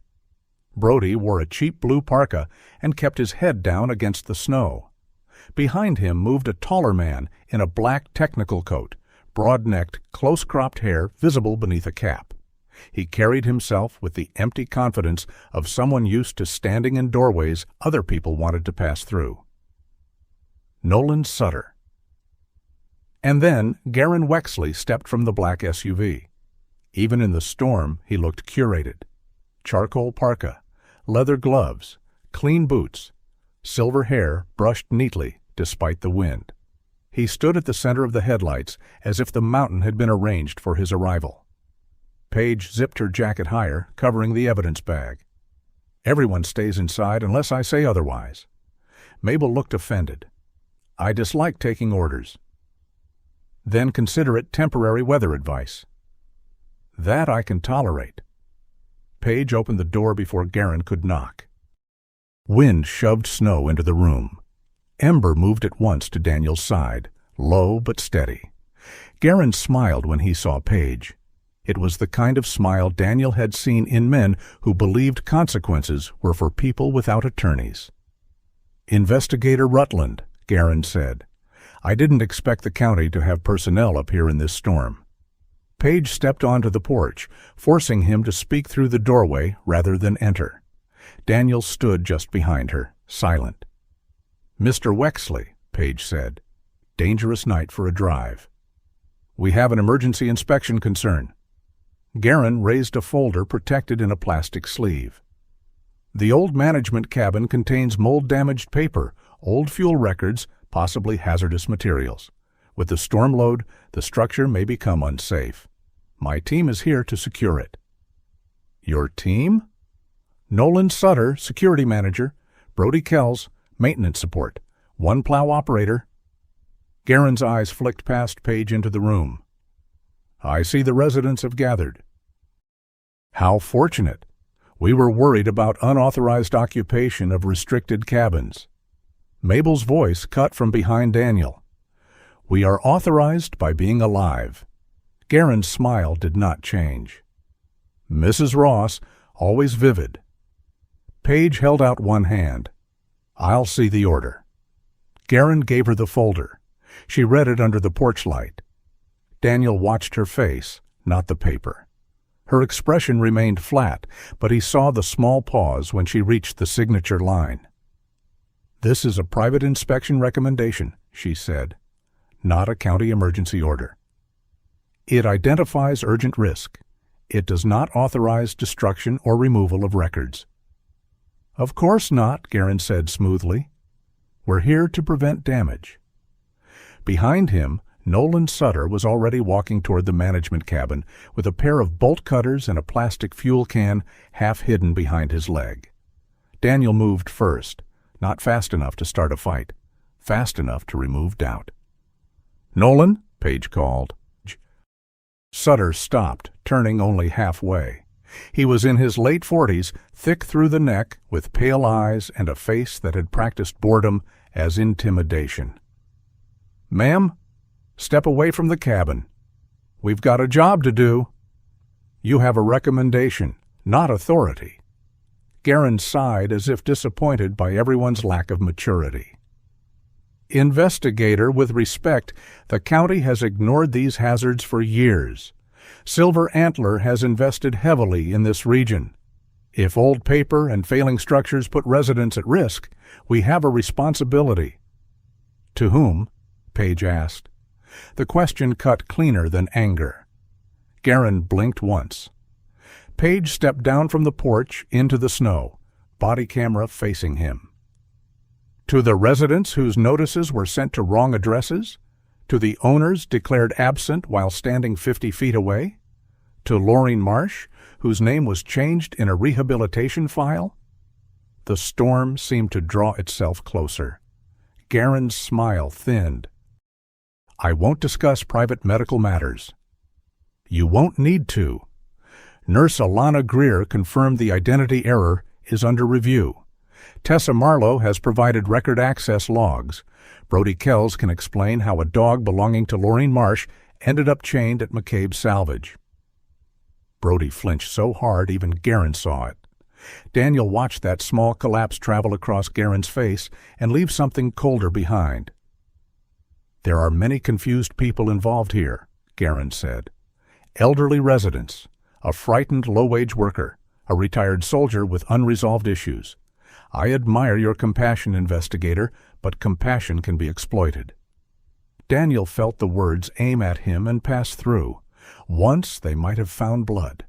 Tonight they found Ember standing in the doorway behind him, and the room full of people Silver Antler had called empty. Inside the community building, Edna began reading from her deed into Page's recorder. Her voice trembled, but she did not stop. "Edna Ruth Vale, Cabin 8. Owner, present, paid taxes through November, sold under disputed condition, statement given voluntarily." Calvin followed without waiting his turn. "Calvin Meeks, Cabin 11. Present." Then Mabel. "Mabel Ann Ross. Present?" One by one, the residents spoke their names, not loud, not dramatic, but each name entered the room like a candle being lit. Daniel saw Guerin's eyes flick toward the glowing windows. For the first time, irritation disturbed his polished face. "Those people," Guerin said, voice lower now, "cannot maintain these properties. Half of them can barely manage winter. This mountain needs coherent development, not sentimental decay." Page's camera light blinked. Daniel saw it. Guerin did not. Page let the silence hold his sentence. Then she said, "Repeat that." Guerin understood too late. Nolan Sutter moved. He turned toward the management cabin with the fuel can no longer hidden. Whatever legal mask they had worn was slipping, and Sutter, unlike Guerin, seemed to prefer blunt work once the theater ended. "Stop!" Page shouted. The wind tore the word apart. Vernon moved at the same time. For all his complaints about age and knees, the old locksmith crossed the porch with surprising speed and disappeared along the side path toward the rear service gate. Daniel knew, without asking, that Vernon had chosen a lock somewhere in the storm the way other men chose weapons. Page reached for her radio. Static answered. Her phone on the window ledge inside showed one weak bar. Then none. Then one again. The files had been queued. Photographs, record logs, the recording, Alana's confirmation note, Tessa's signed statement that had come through minutes earlier with a shaky digital signature and the words, "I am done pretending I didn't see this." They needed signal long enough for the upload to begin. Nolan reached the management cabin porch. Ember broke from Daniel's side. Ember! She did not attack. That mattered later when people tried to tell the story with more teeth than truth. She ran through the snow and planted herself before the management cabin door, body squared, paws braced, head low. She barked once, short, hard, a command without rank. Nolan cursed and lifted one boot as if to kick her aside. Daniel was already moving, but snow made distance cruel. Ember barked again, shaking now, not from fear alone, but from the force of choosing to remain. She was young, still healing, no match for a grown man. Yet she made the doorway smaller. She made Nolan hesitate. She made Brody look up and see the dog he had left under the tin roof, alive and standing between fire and paper. "Get the dog!" Nolan snapped. Brody did not move. Nolan swung his boot. Daniel hit him from the side before the kick landed fully. They went down hard in the snow. The fuel can rolled, thudding against the porch step. Nolan was stronger than he looked, and Daniel was older than his training remembered. A forearm caught Daniel across the jaw. His shoulder struck frozen ground. White exploded in his vision. For half a second, the storm vanished. Ramadi rose, dust instead of snow, heat instead of cold. A dog at a doorway. A voice ordering withdrawal, Elias shouting, a collar clip striking concrete. Daniel's own body moving back because the order said, "Move back," because survival had been drilled so deep it wore the face of obedience. Then Ember barked. Not from the past. Here. Now. Daniel rolled to one knee. Nolan shoved him down again, and Daniel's cheek hit ice. Pain rang through him, clean and bright. He saw Ember still at the doorway, saw Brody frozen near the plow, saw Garen backing toward his SUV while Paige shouted into the radio, and the residents inside kept saying their names into the recorder as if names could nail the world in place. Daniel put one hand under him. This time he did not rise like a hero. He rose like a man tired of mistaking obedience for virtue. He drove his shoulder into Nolan's middle and forced him away from the door. Vernon appeared at the side gate, yanking a chain tight through an old locking loop Daniel had not noticed before.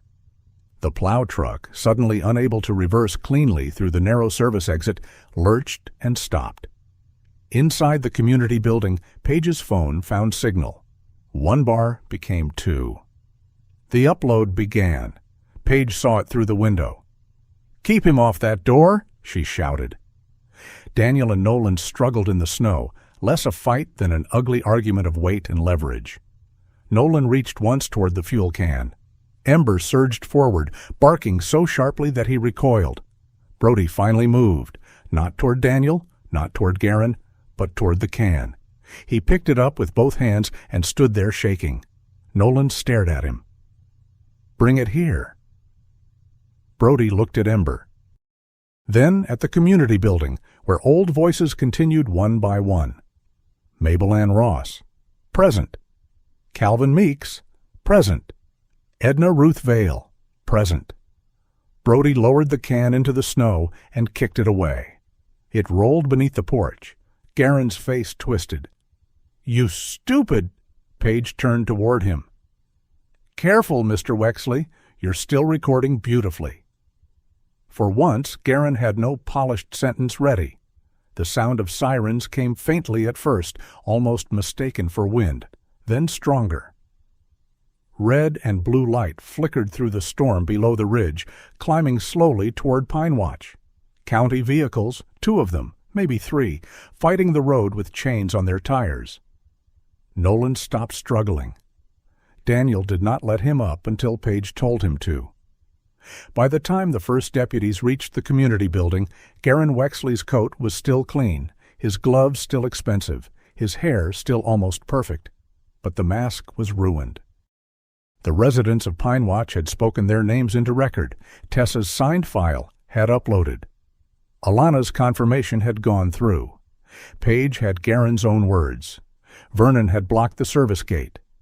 Brody had chosen, late and poorly, and still meaningfully, not to carry fire to the door.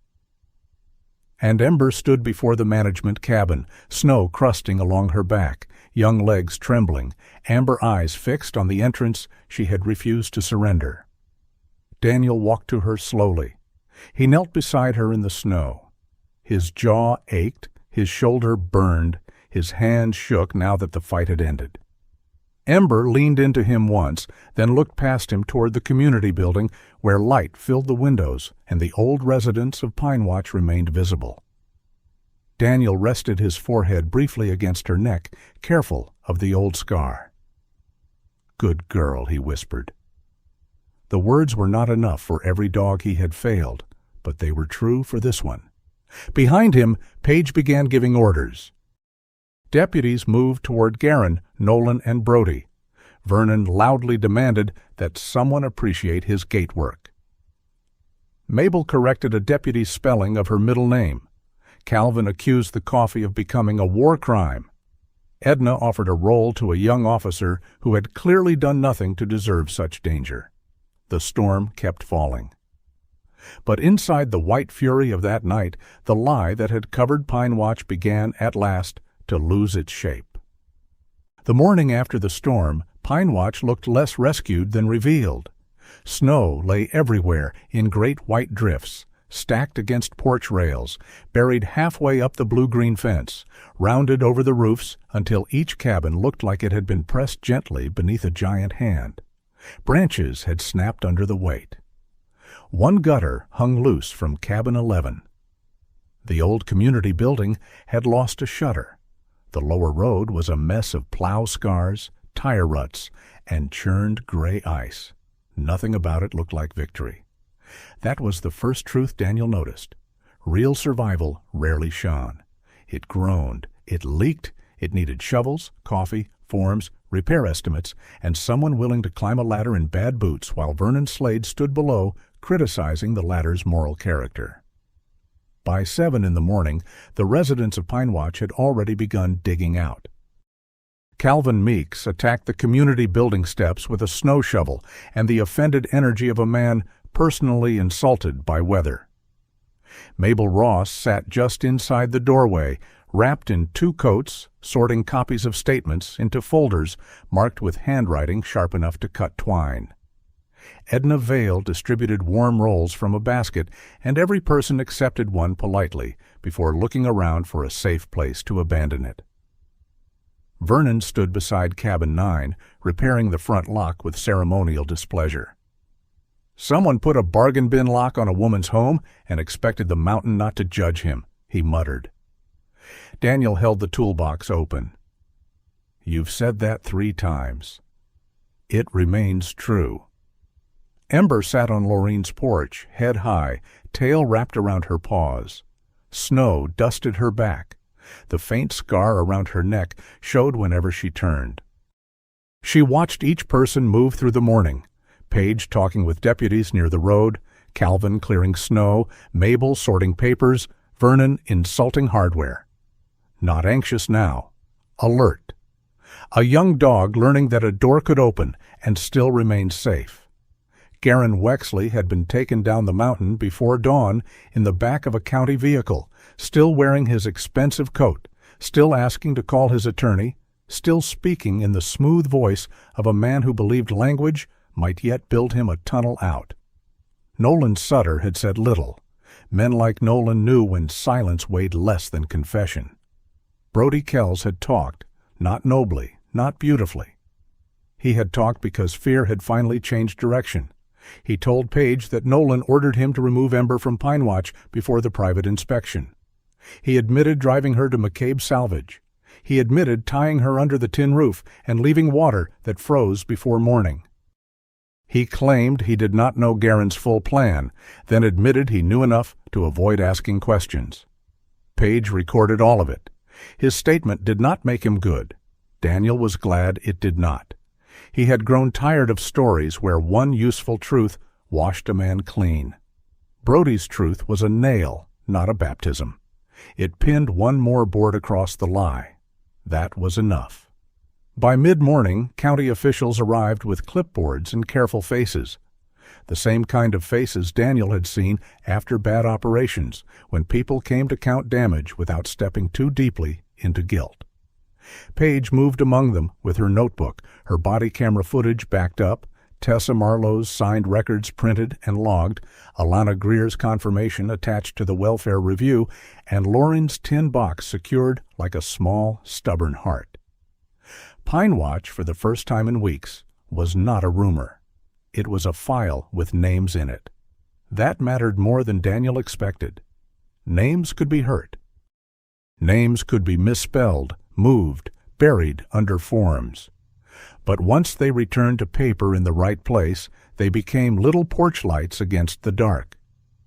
Lorene Marsh came home 3 days later, not permanently at first, not triumphantly.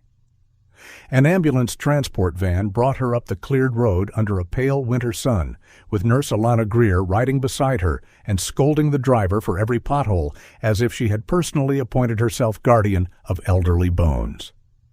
Lorene wore her blue-green shawl over a wool coat, her white hair tucked beneath a cream knit hat. She looked smaller than her cabin remembered her, but when the van door opened and she saw the maple tree beside her porch, still wrapped in burlap, her chin lifted. "There," she said.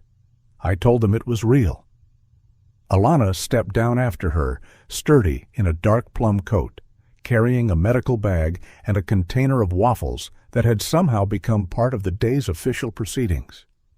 Vernon squinted at the container. "Those for eating or sealing drafty windows?" "Both, if you complain enough," Alana said. Mabel approved of her immediately. Daniel stood back near the steps with Ember on a loose leash. He had not brought the dog forward. Lorene was frail, Ember young, and grief, like ice, could crack in unpredictable places. But Ember saw her. The shepherd's whole body changed. Not frantic, not wild. Recognition moved through her like warmth returning to a frozen room. Her ears lifted, the left one tipping outward. She took one step, then stopped and looked up at Daniel. That nearly undid him. She was asking, not with obedience, with trust. Daniel opened his hand. Ember crossed the snow slowly. Lorene lowered herself onto the porch bench Vernon had cleared that morning and set one gloved hand, palm down on her knee. She did not reach too far. She had learned, perhaps from losing too much, that love often returned best when not chased. "Ember," she said. The dog reached her and pressed her nose into the blue-green shawl. Lorene closed her eyes. No one spoke for a while. Even Vernon found the mercy to stop criticizing hinges. Ember leaned against Lorene's shin, then sat. Her body angled toward the door, as if even in reunion she still remembered her post. Lorene laid a trembling hand on the dog's head, fingers finding the dark mark on the forehead, then the line at the neck where the chain had hurt her. "I'm sorry," Lorene whispered. Daniel looked away. There were apologies that belonged to one person and one animal. A witness would only crowd them. Later, inside the cabin, Lorene sat in her rocking chair beneath a quilt, while Paige reviewed the next steps in words that were careful and plain. Legal proceedings, property review suspension, medical identity correction, protective services assessment, temporary support, community trust. None of it was simple. None of it sounded like a happy ending tied with ribbon. Good, Daniel thought. Ribbons came loose too easily. Lorene listened, then looked at Ember, asleep near the stove. "She can't stay with me full time," she said. The room quieted. Daniel looked up. Lorene's voice remained steady, though her hand tightened on the shawl. "Not this winter. Maybe not ever the way she did before. I can't manage a young shepherd alone in ice. Not with stairs. Not with medicine making the day fuzzy at the edges." Ember lifted her head at the sound of her name, then settled again. Daniel said, "No one is asking you to decide today. I am deciding because waiting will only make everyone polite and miserable." Lorene reached into the pocket of her cardigan and pulled out a small brass tag on a leather loop. Alana found a place in Missoula that engraves while you wait. She bullied them. Kindly, but still. I used charm, Alana said. You threatened them with hospital coffee. It worked. Lorene held out the tag. Daniel did not take it at first. It was small, warm from her hand. On one side, in clean letters, was the name Ember. On the other was Daniel's phone number, and below it, in smaller text, Pinewatch Cabin 9, L. Marsh. Daniel stared at it. Lorene smiled, tired but sure. A dog can have more than one porch, Mr. Crowe. So long as no porch asks her to forget the other? The words went into the room and stayed there. Ember, who had been lying beside the stove, rose and came to Daniel. She sniffed the tag, then turned back toward Lorene, then back to him, as if testing the shape of a new map. Daniel took the tag. His voice came out rough.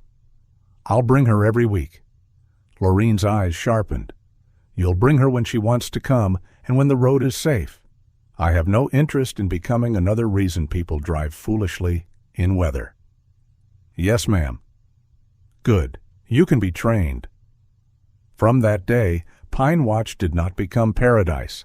It became work. That was better. The county investigation widened. Crown Basin Holdings was tied to Silver Antler through enough shell paperwork to keep lawyers busy, and local gossip fed through Spring. Guerin's public statements shifted from confidence to outrage to silence. Nolan Sutter tried to lay everything at Brody's feet until Page placed the body camera transcript, Tessa's access logs, and Alana's statement into the same folder and let the weight of them speak. Tessa Marlowe was placed under whistleblower protection. The first time she came up to Pinewatch after the arrests, she arrived wearing her blue-gray puffer coat and carrying a box of copied records as if it might explode. Mabel gave her tea. Calvin told her she had done good work. Tessa burst into tears with such immediate embarrassment that Edna handed her a roll, which only made things worse. Alana began visiting Lorene twice a month, even after the official review no longer required it. She brought waffles, medication organizers, and stories from Briar Glen so badly structured that Vernon once interrupted her halfway through and said, "If this has a point, send it by mail." Alana responded by assigning him a blood pressure log. He called it tyranny. He filled it out. Pinewatch formed a nonprofit winter residence cooperative before the last snow melted from the ridge. Page helped with contacts. Mabel wrote the first draft of the resident charter and corrected everyone's grammar until democracy itself begged for mercy. Calvin handled safety checks. Vernon managed locks and keys while claiming he had retired after every single repair. Edna organized Wednesday soup and continued baking rolls that could anchor tarps in a gale. Lorene's cabin became the first officially protected residence. Others followed, not all at once, not easily. Some owners had to fight contracts. Some needed pro bono attorneys. Some needed ramps, rails, better insulation, safer stoves, medical transport agreements. The work was slow and full of forms, and Daniel discovered that evil could be dramatic for one night, while repair preferred to be boring for months. He came anyway. He cleared steps, hauled lumber, drove Ember up when weather allowed, sat with Lorene while she brushed the dog's coat, moving slowly over the scar at her neck. Sometimes Lorene spoke of her husband Arthur. Sometimes she forgot Daniel's name for a minute and called him the tall one with the careful hands. Ember never minded. Dogs knew people by truer things than names. Daniel's own cabin changed by inches. A blue-green blanket Lorene had mended appeared near the kitchen stove. Ember's leash hung beside the door. Muddy paw prints crossed the floor often enough that Daniel stopped cleaning them immediately. Once Paige came by with a folder related to Ramadi and found a tennis ball in Daniel's boot. She looked at it. He said, "Operational hazard." She said, "Classified?" "Highly." Paige did not forgive him for Elias, That was not hers to grant, and he no longer asked the silence to pretend otherwise, but she brought him pages when old files surfaced, and he read them, slowly, with anger sometimes, with shaking hands once, with Ember lying beside his chair, breathing evenly in the dark. The truth about Ramadi remained unfinished, but unfinished no longer meant unlivable. On a morning in late winter, after 3 days of light snow, Daniel walked into the pines behind his cabin.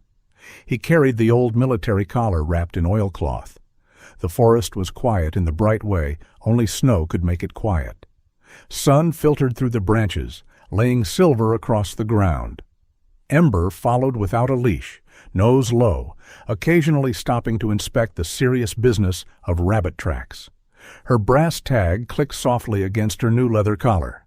Ember, Daniel Crowe, Pinewatch Cabin 9, Laureen Marsh. 2 porches, 1 dog, enough.